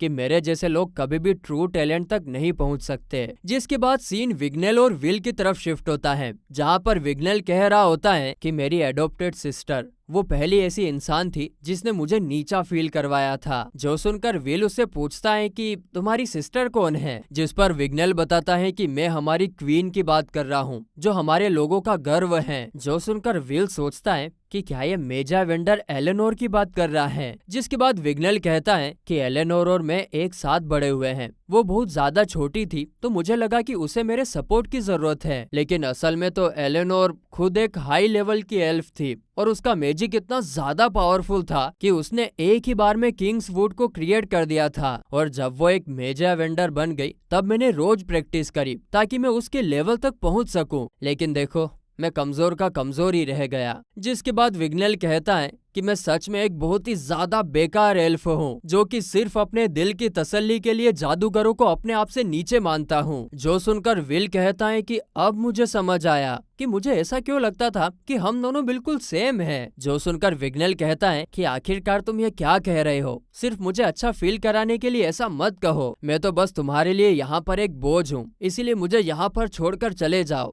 जिस पर विल कहता है कि मैं ऐसा कुछ भी नहीं करूँगा और मैं ये प्रॉमिस करता हूँ कि तुम एक कमाल के एल्फ हो। और विग्नेल इस बात को मैं अच्छे से मानता हूँ और इसीलिए जब तक तुम अब अपने आप चलने के हालत में नहीं आते मैं तुम्हें प्रोटेक्ट करूंगा। जिसके बाद सीन कोलेट और लिहाना की तरफ जाता है जहां पर कोलेट लिहाना से कहती है कि हाँ मैं जानती हूँ कि तुम्हें टावर से कुछ ज्यादा ही प्यार है, लेकिन मैं एक ऐसे लड़के को जानती हूँ जिसका लोगों ने खूब मजाक उड़ाया और उसे नो टैलेंट भी कहा, लेकिन फिर भी उसने कभी हार नहीं मानी। और अगर वो सुनता ना कि तुम खुद का ही मजाक बना रही हो तो वो तुम पर हंसने लगता। जिसके बाद हम विल और विग्नेल को देखते हैं जो कि मॉन्स्टर से लड़ रहे होते हैं। यहाँ पर विग्नेल विल की पावर को देखकर बिल्कुल हैरान था। तभी विल विग्नेल के पास आकर पूछता है क्या तुम ठीक हो विग्नेल। जिस पर विग्नेल विल से कहता है कि मुझे बचाते हुए तुम्हें खुद कितनी चोटें आई हैं, फिर भी तुम मेरे बारे में पूछ रहे हो। आखिरकार तुम मेरे लोगों की तरह मेरी इंसल्ट क्यों नहीं कर रहे हो। जिस पर विल कहता है क्योंकि मुझे पता है कि तुम कोई बुरे एल्फ नहीं हो।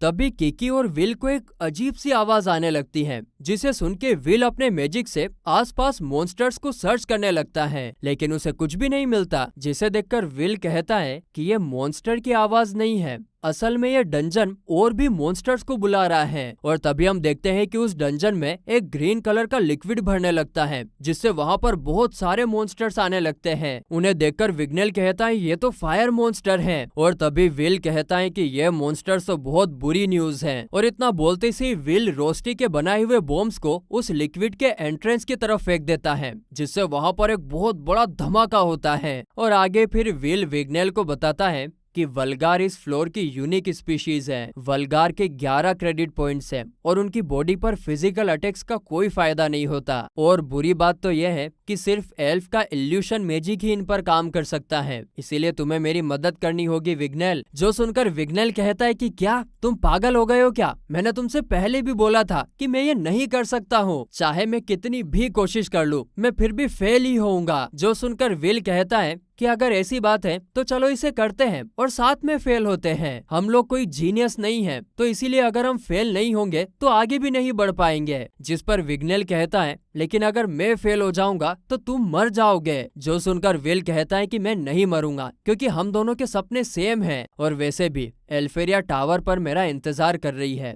मैं तो वहाँ पर जाकर ही रहूंगा। इतना बोलकर विल उन मॉन्स्टर से लड़ने चला जाता है, लेकिन हम देखते हैं कि विल के फिजिकल अटैक्स का उन मॉन्स्टर पर कुछ भी असर नहीं हो रहा था। तभी विग्नेल सोचने लगता है कि जैसा कि इसने कहा था कि इसकी स्वॉर्ड से उन्हें कोई भी डैमेज नहीं होगा और इसलिए मुझे इसकी मदद करनी ही होगी, इसीलिए प्लीज मेरे मैजिक मेरी मदद करो। और इतना बोलकर विग्नेल अपने इल्यूशन मैजिक से उन पर हमला कर देता है, लेकिन हम देखते हैं कि विग्नेल का मैजिक काम नहीं करता है। जो देखकर विग्नेल सोचने लगता है कि मुझे पता था कि ऐसा ही होगा क्योंकि मैं एक फेलियर हूँ और अब वो मेरी वजह से ही मारा जाएगा। और तभी हम देखते हैं कि वो सभी मॉन्स्टर्स मिलकर विल पर हमला कर देते हैं, जिसके जवाब में किकी और विल मिलकर उस हमले को रोक देते हैं। और तभी विल विग्नेल से कहता है कि तुम ये कर सकते हो विग्नेल, इतनी जल्दी हार मत मानो, देखो तुमने इतने दिनों तक प्रैक्टिस की है तो वो ऐसे ही बेकार नहीं जा सकती, मुझे तुम पर पूरा विश्वास है। और विल के मुंह से ये बात सुनकर विग्नेल सोचता है कि मेरे तो साथी भी मेरे ऊपर विश्वास नहीं करते और उन्होंने तो मुझे हमेशा बुरा भला कहा है, लेकिन अब भले ही वो लोग सच कहते हो लेकिन अब मैं उनसे डरने वाला नहीं हूँ। और इतना बोलकर विग्नेल पूरी ताकत से चिल्लाता है और कहता है कि मैं इसके विश्वास को नहीं टूटने दूंगा। और ऐसा बोलते से विग्नेल अपने इल्यूशन मैजिक से उन मॉन्स्टर्स पर हमला कर देता है और हम देखते हैं कि इस बार विग्नेल के हमले से वो मॉन्स्टर हार जाते हैं। जो देखकर विल कहता है तो आखिरकार तुमने ये कर ही दिखाया विग्नेल। और तभी हम देखते हैं कि विग्नेल विल के आगे झुक जाता है और कहता है कि विल सेल्फोर्ड, मैं अपनी रूडनेस के लिए तुमसे माफी मांगता हूँ। तुम एक ऐसे वॉरियर हो जो कि रेस्पेक्ट के लायक हो। जो सुनकर विल कहता है कि वैसे तो मैं ये कभी नहीं कहने वाला था, लेकिन मैं भी हमेशा से तुम्हारी बहुत रिस्पेक्ट करता हूँ। जो सुनकर फिर वो दोनों हाथ मिला लेते हैं और फिर थोड़ी देर बाद विग्नेल विल को देखकर कहता है कि आखिरकार तुम ये क्या कर रहे हो। जिस पर विल उसे बताता है कि ये रोस्टी का एक मैजिक आइटम सीक्रेट मैप है। ये यूजर के ब्लड के जरिए मैप को जनरेट करती है। जो सुनकर विग्नेल कहता है, अच्छा तो इसका मतलब तुम बिना मतलब के यहाँ वहाँ नहीं घूम रहे थे। जिस पर विल कहता है कि हाँ, तुमने बिल्कुल सही कहा। और किकी को सभी लोगों की स्मेल याद होती है, तो इसीलिए अगर उसे किसी की भी स्मेल आएगी तो वो हमें उसकी टेल की हेल्प से बता देगी। जिसके बाद हम दूसरी तरफ जूलियस और सियोन को देखते हैं, जिन्होंने सभी मॉन्स्टर को हरा दिया होता है। और फिर तभी जूलियस सियोन से पानी मांगता है, जिस पर सियोन उससे कहता है कि इस जगह पर पानी बहुत ही ज्यादा इम्पोर्टेंट है, तो अगर तुम्हें बहुत ज्यादा ही प्यास लग रही है तो जाओ जाकर अपने आइस मैजिक को मेल्ट करके पानी पी लो। और फिर ऐसे ही वो दोनों पानी को लेकर लड़ाई करने लगते हैं। जिसके बाद जूलियस सोचता है कि सियोन और मैं मैजिक में काफी अच्छे होते जा रहे हैं, लेकिन ये बिल्कुल भी फनी नहीं है कि उस नो टैलेंट ने सबके सामने हमारा मजाक उड़ाया है। तभी सियोन जूलियस को पीछे खींच लेता है और कहता है कि यहाँ पर मॉन्स्टर है। जिस पर जूलियस कहता है कि क्या तुम पागल हो गए हो, मैंने अभी सर्च स्पेल को यूज किया है और मुझे किसी के भी यहाँ होने का एहसास नहीं हुआ है। लेकिन तभी हम देखते हैं कि वहाँ पर बहुत सारे मॉन्स्टर्स आ जाते हैं और इतने सारे मॉन्स्टर्स को देखकर जूलियस सियोन को वहाँ से भागने के लिए कहता है। जिस पर सियोन कहता है कि क्या तुम पागल हो, मैं ऐसा कुछ भी नहीं करूंगा। और ऐसा बोलकर सियोन अपने गार्डियन को समन कर लेता है। जिसके बाद हम देखते हैं कि 6th फ्लोर पर भी वही सेम मॉन्स्टर्स हमला कर देते हैं, जिनसे स्टूडेंट्स अपनी जान बचाने के लिए भाग रहे होते हैं। तभी प्रोफेसर एडवर्ड वहां आकर उन सभी मॉन्स्टर्स को मार देते हैं और जल्दी से जल्दी 6th फ्लोर को खाली करने के लिए कहते हैं। आगे फिर प्रोफेसर वोकनर भी वहां आकर प्रोफेसर एडवर्ड को दूसरे फ्लोर की तरफ ले जाते हैं। तभी प्रोफेसर एडवर्ड कहते हैं कि सिर्फ एक टीम जो कि लिहाना की थी, वो लोग 8th फ्लोर से आगे बढ़ गए हैं और अभी वो लोग 10th फ्लोर पर हैं। तभी प्रोफेसर वोकनर कहते हैं कि विल को जो फेमिलियर मैंने दिया था उसके सर पर एक क्रिस्टल है और वो तुम्हारी इस बॉल से कनेक्टेड है और अभी वो लोग 11th फ्लोर पर हैं। जिसके बाद दूसरी तरफ हम देखते हैं कि कोलेट विल के लिए रास्ते पर निशान छोड़ रही होती है और वो लिहाना से ये भी पूछती है कि हमें यहाँ आए कितने घंटे हो चुके हैं। जिस पर लिहाना उसे बताती है कि हमें यहाँ आए 16 घंटे हो चुके हैं। फिर आगे लिहाना कहती है कि मुझे माफ कर देना, मेरी वजह से तुम सब यहाँ आकर फंस गए हो। जो सुनकर कोलेट कहती है, अरे इसमें तुम्हारी कोई गलती नहीं है, बल्कि गलती तो उस मॉन्स्टर की है जो 10th फ्लोर पर आ गया था। तभी कोलेट को वहां पर किसी के आने का एहसास होता है। जिसके बाद दूसरी तरफ हम देखते हैं कि विल और विग्नेल जूलियस और सियोन के पास पहुंच जाते हैं, जहां पर सभी मॉन्स्टर मरे हुए थे। जो देखकर विग्नेल कहता है कि क्या इन सबको इसने अकेले हरा दिया। जो सुनकर जूलियस ऊपर से चिल्लाकर कहता है, अरे नहीं, मैंने भी उन्हें हराया है। और विल सियोन को जिंदा देखकर काफी खुश होता है। आगे विग्नेल सियोन से पूछता है कि क्या दोनों लड़कियां तुम्हारे साथ नहीं हैं? जिस पर जूलियस मना कर देता है। और तभी हम देखते हैं कि लिहाना और कोलेट के सामने हेडलेस और मेयर्स आ जाते हैं और मेयर्स हेडलेस से कहता है कि मैंने तुमसे कहा था ना कि ऊपर वाले फ्लोर का ध्यान रखना, तो ये लोग यहाँ पर कैसे आ गए? जिस पर हेडलेस कहता है कि पता नहीं, लगता है कि उस मॉन्स्टर ने अपना काम ठीक से नहीं किया। उन्हें देखकर कोलेट कहती है कि आखिरकार तुम लोग कौन हो? क्या तुमने ही प्रोफेसर को मारा है? जो सुनकर हेडलेस प्रोफेसर ब्रूनो के सर को उड़ा देता है और अपने मैजिक से कहता है कि हम लोग सिर्फ बुरे लोग हैं जो कि फेक स्काई को डिस्ट्रॉय करना चाहते हैं। जो सुनकर लिहाना सोचती है कि क्या ये लोग उस ग्रेट बैरियर की बात कर रहे हैं जो आसमान में टिका हुआ है। तभी कोलेट सोचती है कि अगर वो टूट जाएगा तो इस दुनिया में तो सब कुछ खत्म हो जाएगा। तभी हम देखते हैं कि हेडलेस उन दोनों पर हमला कर देता है। वो तो सही टाइम पर विल वहां आकर हेडलेस के हमले से उन दोनों को बचा लेता है। और फिर विल कोलेट से कहता है कि किकी और तुम्हारे छोड़े गए निशानों की वजह से हम यहाँ पर जल्दी पहुँच पाए हैं। और इतना कहने के बाद फिर विल दुश्मनों की तरफ बढ़ते हुए कहता है कि मैं इन लोगों को रोकता हूँ, तब तक तुम लोग यहाँ से निकल जाओ। लेकिन हम देखते हैं कि हेडलेस विल को दूर फेंक देता है, पर कोलेट और विग्नेल विल को बचा लेते हैं। और तभी हेडलेस कहता है कि तुम लोग सच में बहुत कमाल के हो। लगता है कि अब मुझे बहुत मजा आने वाला है। मुझे बहुत अच्छा लगेगा अगर मैं तुम्हारे सरों को अपनी कलेक्शन में ऐड कर लूं। लेकिन तभी उससे मेर्ज कहता है कि अभी हमारे पास इन सभी चीजों के लिए टाइम नहीं है, क्योंकि कुछ लोग यहाँ पर हमारे पीछे आ रहे हैं। हमें जल्दी से अपना काम खत्म करके यहाँ से निकलना होगा। जो सुनकर हेडलेस कहता है, ओ ये तो बहुत ही बुरी बात है। और इतना बोलकर वो टेलीपोर्टेशन गेट को एक्टिवेट कर देता है। और फिर आगे हम देखते हैं कि जो मॉन्स्टर उन्हें 10th फ्लोर पर मिला था वो वहां पर आ जाता है, जिसे देखकर विल कहता है कि यह तो एक इविल ग्रेट ड्यूक है जिसके 270 क्रेडिट पॉइंट्स हैं। तो इस एपिसोड की स्टार्टिंग में हमें बताया जाता है कि टावर क्रेडिट सिस्टम के लिए एक फॉर्मूला यूज करता है, जिसके अकॉर्डिंग मॉन्स्टर का एक क्रेडिट मजिशियन की स्ट्रेंथ के 1000 क्रेडिट जितना होता है। इसका मतलब विल और उसके दोस्त जिस 270 क्रेडिट वाले मॉन्स्टर से लड़ने वाले हैं, अगर वो उसे गलती से भी हरा देते हैं तो उन लोगों को टोटल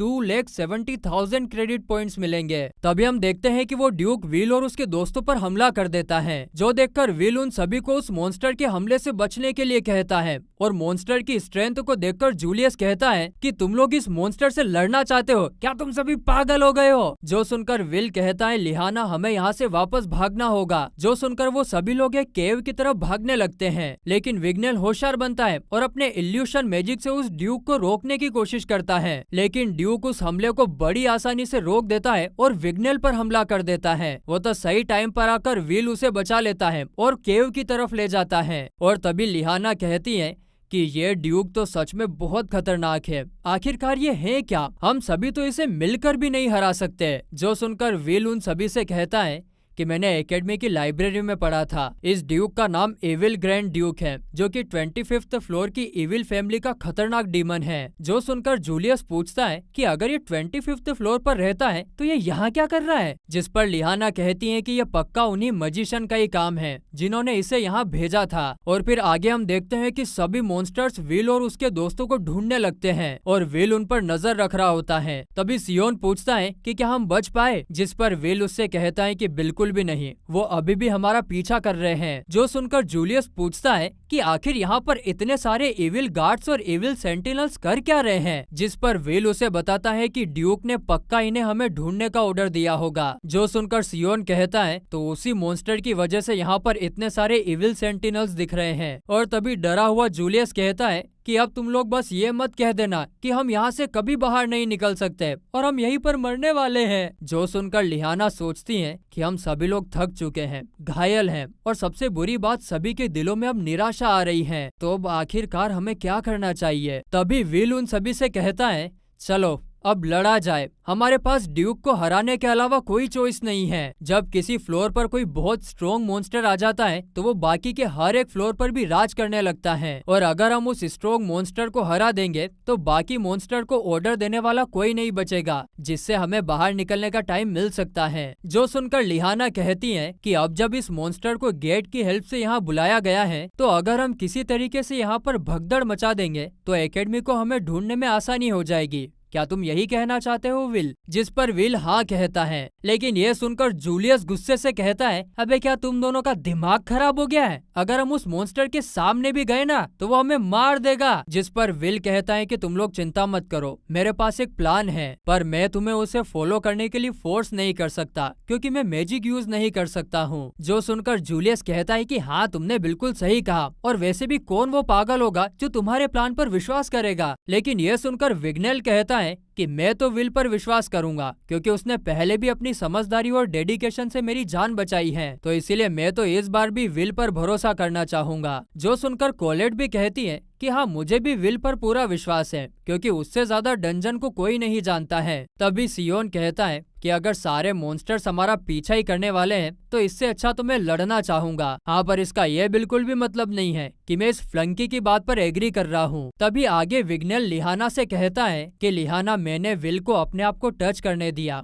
तो इसीलिए मैं चाहता हूँ कि तुम भी एक एल्फ के दोस्त पर भरोसा करो। जो सुनकर लिहाना कहती है, लगता है मैं शुरू से गलत थी। विल, तुम कोई शील्ड नहीं हो, बल्कि तुम तो एक लीडर हो। तुम तो एक ऐसे इंसान हो जिसे अभी तक निराशा नहीं हुई। तो इसीलिए अगर विग्नेल, जिस पर मैं बहुत ज्यादा भरोसा करती हूँ, अगर वो तुम पर भरोसा कर सकता है तो मैं भी तुम पर भरोसा करूंगी। तो चलो विल, हम तुम्हारा ऑर्डर मानने के लिए तैयार हैं। जो सुनकर विल कहता है कि ठीक है, फिर चलो यहाँ से जिंदा वापस चलते हैं। लेकिन ये सब सुनकर जूलियस कहता है, अरे ओ, क्या तुम सभी लोगों का दिमाग खराब हो गया है? हम इस नो टैलेंट के प्लान से कभी नहीं जीत सकते हैं। जिस पर विल कहता है कि हाँ, तुमने बिल्कुल सही कहा जूलियस, मेरे अकेले के प्लान से उस मॉन्स्टर को नहीं हरा सकता, क्योंकि इसमें सबसे ज्यादा जरूरी चीज तुम हो। इसीलिए प्लीज हमारी मदद करो, और इसके बदले में मैं तुम्हें एल्फी के एक स्पेल की ट्रिक भी सिखाऊंगा। जिसके बाद हम देखते हैं कि सारे लोग एवेंजर की तरह लड़ने के लिए तैयार हो जाते हैं।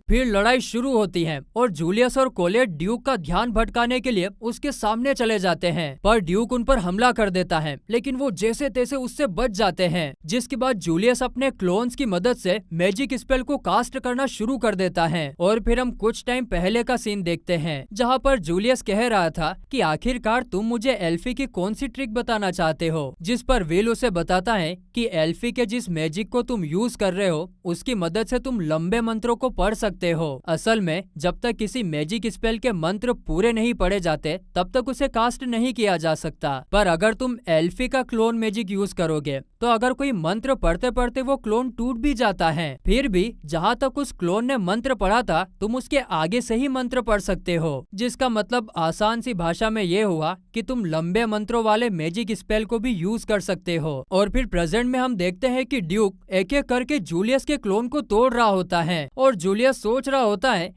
कि आखिरकार उस नो टैलेंट को क्या लगता है कि क्या स्पेल कास्टिंग इतनी इजी है? क्या उन्हें ये पता भी है कि एल्फी के क्लोन मैजिक को यूज करना कितना मुश्किल है? मुझे तो विश्वास नहीं हो रहा कि वो लोग मुझसे ये सब करवा रहे हैं। और तभी हम देखते हैं कि जूलियस ड्यूक के सामने जाकर खड़ा हो जाता है, जिसे देखकर ड्यूक उस पर हमला करने लगता है। जो देखकर विल सभी से कहता है कि सभी लोग जूलियस को कवर दो, और तुम सभी लोग कम पावर वाले मैजिक स्पेल को भी यूज कर सकते हो। जो सुनकर कोलेट, सियोन और विग्नेल मिलकर ड्यूक के ऊपर हमला कर देते हैं, जिससे ड्यूक का ध्यान भटक जाता है। पर हम ये भी देखते हैं कि उन लोगों के हमले से ड्यूक को कुछ भी नहीं होता है। जो देखकर कोलेट कहती है कि जैसा विल ने कहा था, सच में इसके पास तो आयरन जैसे विंग्स हैं। जिसके बाद ड्यूक उन लोगों पर फिर से हमला करने लगता है, लेकिन विल उस पर हमला करके उसका ध्यान भटका देता है। और फिर वो सोचता है कि अगर लाइब्रेरी की इंफॉर्मेशन सही है, तो इसके पास आयरन जैसे विंग्स हैं, जिसका मतलब हमारे अटैक्स इसके ऊपर कोई काम नहीं करेंगे। हमें सिर्फ इसका ध्यान भटकाना होगा, ताकि जूलियस को टाइम मिल जाए और वो अपने पावरफुल स्पेल से इस पर हमला कर सके। और फिर आगे विग्नेल और विल मिलकर ड्यूक का ध्यान फिर से भटकाने लगते हैं। वहीं दूसरी तरफ जूलियस के मंत्र पूरे हो जाते हैं और वो ड्यूक के ऊपर हमला कर देता है। सबको लग रहा था कि इससे कुछ हो जाएगा, लेकिन हम देखते हैं कि उसके हमले से भी ड्यूक को ज्यादा चोट नहीं आती है। और अब ये देखकर सभी लोग काफी हैरान हो जाते हैं। तभी विल कहता है कि इस मॉन्स्टर के 270 क्रेडिट्स हैं, तो मुझे ये पहले ही लगा था कि इस हमले से भी इसका कुछ नहीं होगा, इसलिए लिहाना अब इसे तुम्हें ही खत्म करना होगा। जो सुनते से लिहाना उस ड्यूक की तरफ बढ़ने लगती है, और विल कहता है कि चाहे ड्यूक ने जूलियस के हमले को रोक दिया है, पर फ्रीजिंग की वजह से उसके विंग्स स्लो काम करेंगे, और लिहाना अपने फास्ट मूवमेंट की वजह से उसे वहाँ पर हमला कर पाएगी जहाँ उसे सबसे ज्यादा चोट लगेगी। लेकिन हम देखते हैं कि जैसी लिहाना उस ड्यूक पर हमला करने लगती है, वैसी उस ड्यूक के सामने एक बैरियर आ जाता है, जिसे देखकर लिहाना सोचती है कि क्या ये अपने आप एक्टिवेट हो गया है। लगता है ये उन्हीं मजिशियन का काम है जिन्होंने इसे यहाँ पर बुलाया था। और तभी ड्यूक लिहाना पर हमला कर देता है और विल उसे बचाने के लिए भागता है। और हम देखते हैं कि हमला बहुत ही ज्यादा पावरफुल होने की वजह से कीकी को विल के आगे एक शील्ड बनानी पड़ती है, पर वो हमला इतना खतरनाक था कि वो शील्ड भी उस हमले को रोक नहीं पाती है, और इस वजह से एल्फी ने जो चश्मा विल को गिफ्ट में दिया था वो भी टूट जाता है। जिसके बाद हम प्रोफेसर एडवर्ड और प्रोफेसर वोकनर को देखते हैं, जो कि उन लोगों की तरफ ही आगे बढ़ रहे होते हैं। तभी प्रोफेसर वोकनर कहते हैं कि आखिरकार ये ड्यूक वहाँ कर क्या रहा है। जिस पर प्रोफेसर एडवर्ड कहते हैं कि अभी इस बारे में सोचने का टाइम नहीं है, हमें जल्द से जल्द उन लोगों तक पहुँचना होगा। वहीं इस तरफ विल और लिहाना नीचे गिरने लगते हैं, पर विग्नेल आकर उन्हें बचा लेता है। जिसके बाद कोलेट और विग्नेल लिहाना और विल को देखने चले जाते हैं, और उन दोनों को देखकर लिहाना कहती है कि मैं ठीक हूँ, विल को देखो, उसने मुझे शील्ड बनाकर बचा लिया है। जो सुनकर कोलेट विल को आवाज लगाने लगती है और हम देखते हैं कि विल तो एल्फी के दिए हुए चश्मे को देखकर अभी भी शौक में होता है। तभी हम देखते हैं कि इधर ड्यूक भी अब जूलियस के हमले से फ्री हो जाता है, जो देखकर फिर लिहाना सबसे कहती है कि तुम सभी विल को लेकर यहाँ से चले जाओ, तब तक मैं इसे संभालती हूँ, और अब चाहे इसमें मेरी जान भी क्यों ना चली जाए, पर मैं इसे रोक कर रहूंगी। जो सुनकर कोलेट कहती है कि देखो, तुम्हें ये करने की जरूरत नहीं है। जिस पर लिहाना कहती है,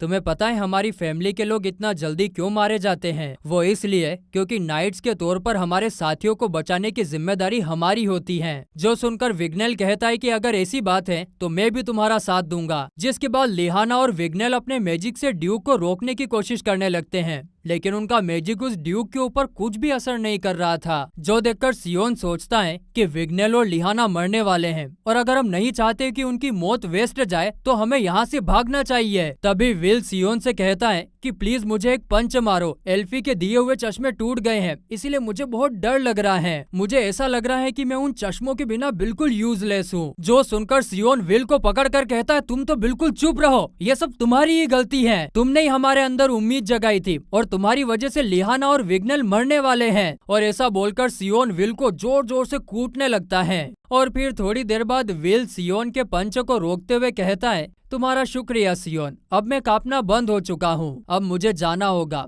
कोलेट और कीकी का ध्यान रखना। जो देखकर सियोन कहता है, आखिर ये क्या चल रहा है? क्या विल को किसी से डर नहीं लगता? जिस पर कोलेट कहती है कि वो डरा हुआ है और वो हमेशा डरता रहता है। लेकिन सियोन को यह सुनकर कुछ भी समझ नहीं आता और वो कोलेट से पूछता है कि तुम ये क्या बकवास करे जा रही हो, मुझे इस पर बिल्कुल विश्वास नहीं है। जो सुनकर कोलेट उससे कहती है कि क्या तुमने कभी स्वॉर्ड को पकड़ा है सियोन? मैजिकल स्टिक को पकड़कर तुम दूर से अटैक कर सकते हो, लेकिन स्वॉर्ड से ऐसे काम नहीं करती हैं। विल को उन पर हमला करने के लिए उन अपोनेंट्स के पास जाना होता है जो कि तुमसे बड़े और स्ट्रोंग हैं। क्या तुम्हें इस बात का एहसास भी है कि यह कितना खतरनाक और डरावना हो सकता है? हाँ, विल एक डरपोक है क्योंकि वो इस तरीके से किसी को छोड़कर भागने से डरता है, और मेरे हिसाब से तो शायद लोग इसी को हिम्मत कहते हैं। इसीलिए अब मैं भी उसके साथ लड़ने जा रही हूँ। जिसके बाद आगे हम देखते हैं कि विल इस ड्यूक से लड़ते हुए सोच रहा था कि हमें इस पर हमला करने के लिए इसके विंग्स को काटना होगा, लेकिन तभी ड्यूक विल को मारकर नीचे गिरा देता है। और यहाँ पर विल सोचने लगता है कि अब जब मेरे पास चश्मे नहीं है तो मुझे डर लग रहा है, और उससे ज्यादा तो मुझे इस बात से डर लग रहा है कि कहीं मैं किसी को खो ना दूं। और तभी विल कोलेट को एक इशारा करता है, लेकिन तभी ड्यूक विल पर काफी सारे स्पेल्स यूज कर देता है, जिसे देखकर विल सोचने लगता है कि अब अभी मेरे पास किकी नहीं है, और इसीलिए अगर इस अटैक ने मुझे डायरेक्ट टच किया तो मैं अभी का अभी मारा जाऊंगा। और तभी हम देखते हैं कि वो सभी हमले विल को लग जाते हैं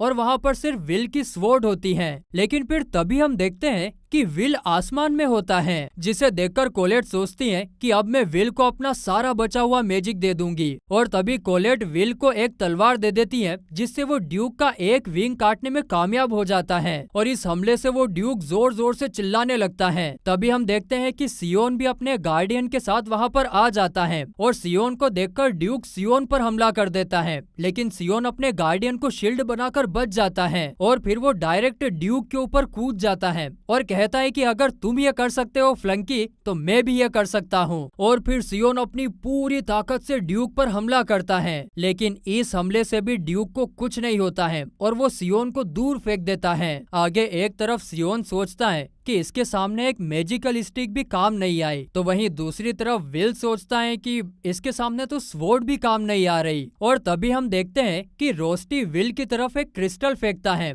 और कहता है, याद करो विल, इस एनिमे का नाम वॉन्ड एंड स्वॉर्ड है। जो सुनते ही विल को कुछ याद आता है, और फिर हमें एक पास्ट का सीन दिखाया जाता है जहाँ पर एक बंदा कह रहा था कि क्या आपको पूरा विश्वास है, जिस पर एक लड़की कहती है कि मैं ये डिसाइड कर चुकी हूँ, ये सब इस दुनिया को प्रोटेक्ट करने के लिए है, और तुम देखना एक दिन वॉन्ड एंड स्वॉर्ड एक साथ जरूर जाएंगे। और इधर प्रेजेंट में विल को एक आइडिया आ जाता है और वो अपनी स्वॉर्ड की तरफ बढ़ते हुए कहता है कि सियोन, इसे हराने के लिए हमें जादुई छड़ी को स्वॉर्ड से जोड़ना होगा। और ये सुनकर सियोन अपने मैजिक से विल पर हमला कर देता है और विल उसे अपने स्वॉर्ड से एब्जॉर्ब करने लगता है, जिसे देखकर लिहाना कहती है कि इसकी तलवार तो आंख से घिर रही है, पर आखिरकार ये है क्या? तभी विग्नेल भी कहता है कि क्या इसकी स्वॉर्ड ने मैजिक स्पेल को एब्जॉर्ब कर लिया है, जिसके बाद बाद हम देखते हैं कि विल ड्यूक के हमले से बचते हुए आगे बढ़ने लगता है और सोचता है कि मैं इस टाइम जो भी देख रहा हूँ वो सब कुछ लाल है और इस टाइम में मैं पावर से भरा हुआ हूँ और मुझे ऐसा लग रहा है कि मेरे अंदर वो पावर बढ़ती जा रही है और मुझे ऐसा लग रहा है कि मैं अभी कोई मंत्र पढ़ रहा हूँ। और तभी हम देखते हैं कि वो ड्यूक विल पर हमला कर देता है, लेकिन विल अपनी स्वॉर्ड से उस हमले को रोकते हुए ड्यूक पर हमला कर देता है, जिससे उसके वहीं पर 2 टुकड़े हो जाते हैं। तो इस एपिसोड के स्टार्टिंग में हम लोग विल को देख पाते हैं, जो कि ड्यूक को मारने के बाद बहुत थक चुका था। वो अब अपने मन में सोच रहा होता है कि मैं भी अब बहुत ज्यादा थक चुका हूँ और मेरी स्वॉर्ड भी नॉर्मल हो गई है, पर आखिर वो अटैक था क्या। वहीं पर अब विग्नेल कहने लगता है कि आखिरकार इसने ग्रैंड ड्यूक को हरा ही दिया, जिसके बाद कोलेट विल को आवाज लगाती है, मगर तभी उन सभी को यह एहसास हो जाता है कि अब उनकी तरफ बहुत सारे मॉन्स्टर्स बढ़ रहे होते हैं। पर हम देखते हैं कि उन सभी में से किसी के भी पास उन सभी मॉन्स्टर से लड़ने की ताकत नहीं बची होती है। वहीं दूसरी तरफ हम लोग प्रोफेसर वोकनर और प्रोफेसर एडवर्ड को भी देखते हैं, जो कि उन लोगों की मदद करने के लिए जा रहे होते हैं। प्रोफेसर वोकनर एडवर्ड से कह रहे होते हैं कि ऐसे तो हम लोग वहाँ पर टाइम से नहीं पहुँच पाएंगे, जिस पर प्रोफेसर एडवर्ड भी एग्री करते हैं। जिसके बाद वापस से हम लोग विल और बाकी सभी लोगों को देखते हैं, जिनके ऊपर अब मॉन्स्टर ने अटैक कर दिया था। और हम देखते हैं कि जैसे ही एक मॉन्स्टर जूलियस पर हमला करने वाला होता है कि तभी वहाँ पर मेजा वंडर का किंग आरोन आ जाता है, जो कि एक ही अटैक से वहाँ पर मौजूद सभी मॉन्स्टर्स को खत्म कर देता है। और तभी वहाँ पर प्रोफेसर वोकनर और एडवर्ड भी पहुँच जाते हैं और तब वो सभी लोग मेजा वंडर के किंग आरोन को देखकर हैरान हो जाते हैं। आगे विल आरोन को देखकर अपने मन में सोचता है कि यह तो सबसे स्ट्रॉन्गेस्ट मजिशियन है,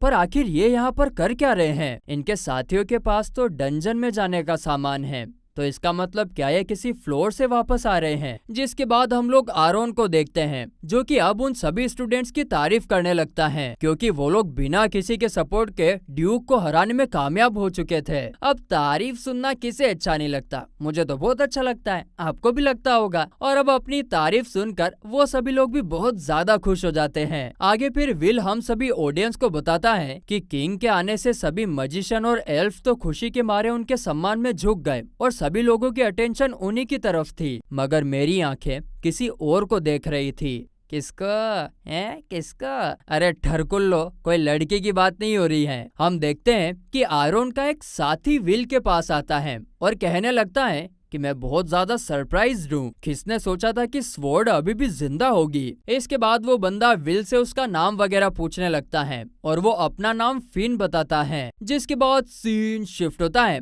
और अगले सीन में हम लोग उन्हीं दोनों इंट्रूडर्स को देखते हैं, जहाँ पर अब एक इंट्रूडर दूसरे वाले इंट्रूडर से कहने लगता है कि अच्छा हुआ कि हम लोग इसे जल्दी से जल्द यहाँ पर लेने आ गए, क्योंकि अगर हम लोग ने ऐसा नहीं किया होता तो वो लोग हमें पकड़ लेते। जिस पर दूसरा इंट्रूडर कहता है कि अब जब हम लोगों ने अपना मिशन पूरा कर ही लिया है तो चलो पार्टी करते हैं। हाँ करो, हम लोग भी आ रहे हैं, चलो रे सब लोग। जिसके साथ ये सीन शिफ्ट होता है और अगले सीन में हमें बताया जाता है कि इस भयानक इंसिडेंट के बाद ऑल स्टूडेंट प्रैक्टिस को रोक दिया गया है, क्योंकि इस इंसिडेंट के दौरान एकेडमी के 11 प्रोफेसर मारे जा चुके हैं। हाँ, मगर उन प्रोफेसर के एफर्ट्स की वजह से सारे स्टूडेंट सही सलामत बच गए हैं। साथ ही में आई विटनेसेस की रिपोर्ट के अकॉर्डिंग उन इंट्रूडर्स पर वारंट भी निकाल दिए गए हैं, मगर उन इंट्रूडर्स को अभी तक कोई ढूंढ नहीं पाया है। उन लोगों को ढूंढने के लिए सीआईडी दया को भेजना पड़ेगा, अभिजीत को भी। जिसके बाद दूसरी तरफ हम लोग विल और बाकी लोगों को एकेडमी के हॉस्पिटल में देखते हैं। हाय रे, कमर टूट गई, माथा टूट गया।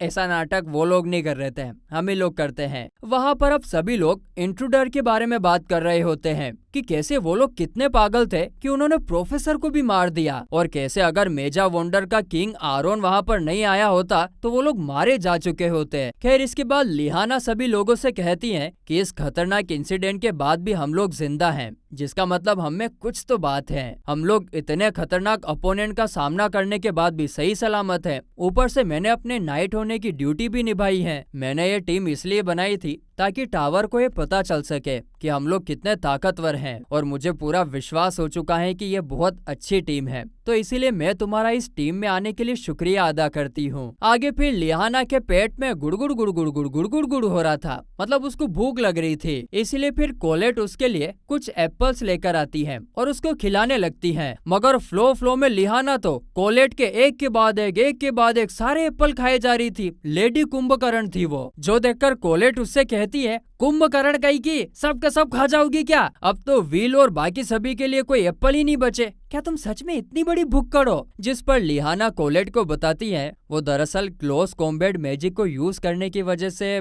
मेरी बहुत सारी फिजिकल और मैजिकल एनर्जी खर्च हो जाती है, और इसीलिए मुझे अपनी एनर्जी को रिकवर करने के लिए ज्यादा खाना पड़ता है, तो इसीलिए तुम प्लीज मुझे भुक्कड़ तो मत बोलो। वहीं पर अब लिहाना का ऐसा बर्ताव देखकर सियोन भी कहने लगता है कि किसने सोचा होगा कि मिस परफेक्ट ऐसी होगी। जिस पर विग्नेल सियोन से कहता है कि हाँ, तुमने सही कहा। जब मुझे पता चला कि ये इतनी ज्यादा खाती है, तब मैं भी हैरान हो गया था। मैंने तो कुंभकर्ण को फोन भी लगाया कि फटाफट आओ और इसको लेकर जाओ।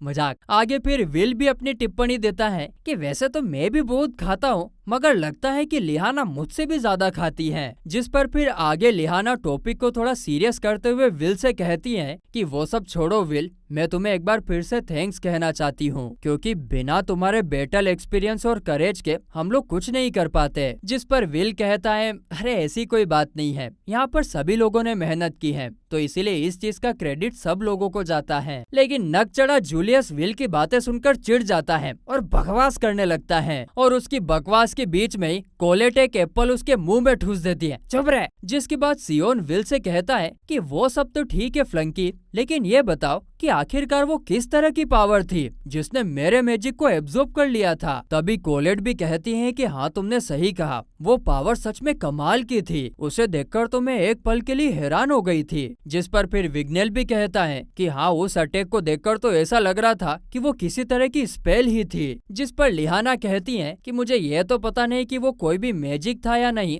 लेकिन वहाँ पर कोई स्पेल तो कास्ट नहीं किया गया था, और इसीलिए मुझे तो ये बिल्कुल भी समझ नहीं आ रहा कि इसे मैजिक भी कहना चाहिए या फिर नहीं। आगे नकचढ़ा जूलियस विल से कहता है, और अगर तुम्हारे पास ऐसी पावर थी ही सही तो तुम्हें हमें पहले ही बता देना चाहिए था, तुम्हारी वजह से तो हम वहाँ पर मरने वाले थे। जूलियस, वापस तूने अपनी बकवास शुरू कर दी, इसीलिए किकी उसे अपने नाखूनों से नोचने लगती है। तब इन सारी बातों का जवाब देते हुए विल कहता है कि मुझे भी नहीं पता कि वो क्या था, उस टाइम मेरा दिमाग बिल्कुल खाली हो चुका था। तभी कोलेट कहती है कि शायद इसके बारे में हमें प्रोफेसर वोकनर और एडवर्ड कुछ बता सके। लिहाना कहती है कि हाँ, तुम सही कह रही हो, और तो और मुझे वो एबिलिटी कुछ अलग ही लग रही थी। तभी विल सभी लोगों से पूछता है, वैसे क्या किसी को पता है कि वो जो यंग लड़का मेजा वेंडर के किंग के साथ में था वो कौन है? जिस पर लिहाना कहती है कि वो शायद फिन ट्राइब का मेंबर होगा, मैंने किताबों में पढ़ा था। एक ट्राइब है जिसके मेंबर्स के पास कोई मैजिक नहीं है, लेकिन उनके पास डंजन के बारे में बहुत ज्यादा नॉलेज है, और मेजर्स क्वीन के आने के बाद से उन्होंने टावर के साथ कॉन्ट्रैक्ट किया है कि वो सभी को डंजन में गाइड करेंगे। लोग तो ये भी कहते हैं कि उनके बिना हम डंजन के डीपर फ्लोर तक पहुंच ही नहीं सकते हैं। तभी विल वापस से अपने मन में सोचने लगता है कि मुझे जानना है कि वो कौन सी पावर है जिससे मैंने ग्रैंड ड्यूक को हराया था, और मुझे ये भी जानना है कि वो अजीब सी फीलिंग क्या थी जब मैं उस लड़के से मिला था। यहाँ पर सीन शिफ्ट होता है और दूसरी तरफ हम फिन को देखते हैं, जो कि हेडमास्टर से मिलने आया होता है। हेडमास्टर उससे पूछ रही होती है कि तुम डंजन के कितने फ्लोर तक जाकर वापस आ रहे हो, जिसके जवाब में फिन कहता है कि हम लोग इस बार 49th फ्लोर तक गए थे, और मैं आपके लिए एक गिफ्ट भी लेकर आया हूँ। और ऐसा बोलकर वो अपने पीछे बंधे सामान को खोलता है, उसमें से एक टूटा हुआ स्वॉर्ड निकलता है, जो देखकर हेडमास्टर उससे पूछती है कि क्या ये मैच स्लेयर का वेपन है, जिस पर लिन हाँ कहता है, और फिर वो बताता है कि हमें 40th फ्लोर पर कुछ इविल ग्रुप मिले थे जिनके साथ हमने लड़ाई की, और उसमें हमारे 20 हाई लेवल के मेज मारे गए। हम पीछे हटने का चांस नहीं ले सकते थे, इसीलिए हमने उन्हें मार दिया, और मैं जो ये वेपन लाया हूँ वो डंजन में नेचुरली मिलते नहीं है। इसका मतलब वो लोग डंजन में जरूर कोई एक्सपेरिमेंट कर रहे हैं। आगे वो कहता है कि आरोन ने मुझे वापस डंजन में जाकर इन्वेस्टिगेशन करने के लिए कहा है, इसीलिए मैं इस चीज को एनालाइज करने का काम आप पर छोड़ रहा हूँ। जो सुनकर हेडमास्टर उस स्वॉर्ड को अपने पास रख लेती है और कहती है कि मुझे माफ कर देना, तुम्हें इतना सब करना पड़ रहा है। जिस पर फिन कहता है कि कोई बात नहीं, मगर आप सब इस बात का आप ध्यान रखिएगा। तो ठीक है, अब चलो मेन टॉपिक पर आते हैं। ऐसा बोलकर वो हेडमास्टर की टेबल पर चढ़ जाता है और हेडमास्टर से कहता है कि आप मुझे उस लड़के के बारे में क्यों नहीं बताती? तुम्हें पता है ना कि वॉन्ड्स तुम्हारी टेरिटरी में आती हैं और स्वॉर्ड मेरी टेरिटरी में। ये सुनकर हेडमास्टर थोड़ी डर जाती है और कहती है कि विल हमारी एकेडमी का एक स्टूडेंट है और वो एक वॉन्ड बनना चाहता है ताकि वो टावर के ऊपर जा सके और मेजा वेंडर बन सके। हेडमास्टर की ये बात सुनकर फिन थोड़ी देर के लिए शांत हो जाता है और फिर कहता है कि ऐसा तो मैंने आज तक कभी नहीं सुना कि एक स्वॉर्ड वॉन्ड बनना चाहता है। तो हेडमास्टर कहती है कि हाँ, मैं जानती हूँ कि ये बिल्कुल अनप्रिडिक्टेबल है, लेकिन शायद इससे बहुत कुछ बदल सकता है। जो सुनकर फिन हेडमास्टर की टेबल से नीचे उतर जाता है और कहता है कि अगर ऐसी बात है तो मैं उसे कुछ वक्त के लिए तुम्हारे पास छोड़ देता हूँ, लेकिन मैं उसके ऊपर नजर रखूंगा। जिस पर हेडमास्टर कहती हैं कि हाँ, तुम्हें जो भी ठीक लगे वो करो। यहाँ पर सीन शिफ्ट होता है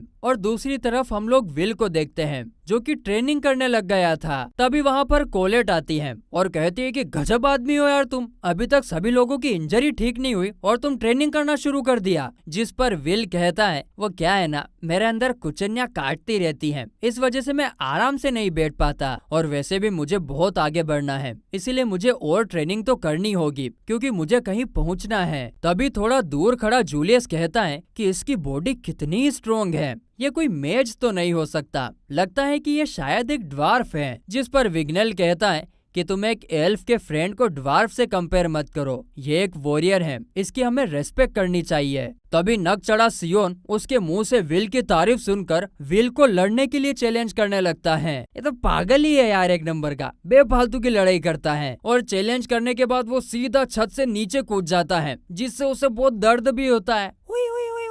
तो कोलेट उसे रुकने के लिए भी कहती है मगर वो नहीं रुकता। तो विल कहता है कि देखो सियोन, तुम्हें बहुत चोट लगी है, इसीलिए तुम्हें अभी आराम करना चाहिए। जिस पर सियोन कहता है देखो तुम अपनी बकवास बंद रखो, तुमने ग्रैंड मेजिया फेस्टिवल में कहा था कि तुम मेरे साथ बाद में फाइट करोगे और इसीलिए तुम्हें अब अभी मेरे साथ फाइट करना ही होगा। और वैसे भी अगर तुम मुझे ही नहीं हरा सकते तो टावर के ऊपर क्या खाक जाओगे? सियोन की ऐसी नकचड़ी बातें सुनकर विल मान जाता है तेरी की तो ने, और फिर दोनों फाइट करने के लिए तैयार हो जाते हैं। जिसके बाद दोनों में धमाधम फाइट शुरू होती है। हम देखते हैं कि विल सियोन के अटैक से बचकर इधर उधर भाग रहा होता है और ये सब प्रोफेसर एडवर्ड भी देख रहे होते हैं। तभी वहाँ पर अचानक से प्रोफेसर वोकनर आ जाते हैं। छोरा धुमाला कर रहा हो, और उन्हें देखते से सभी लोग वहाँ से भागने लगते हैं। इसके बाद हमें दूसरी तरफ सारे मेजा वंडर्स को दिखाया जाता है जो कि अपना अपना काम कर रहे होते हैं। फिर कहानी 2 महीने आगे बढ़ती है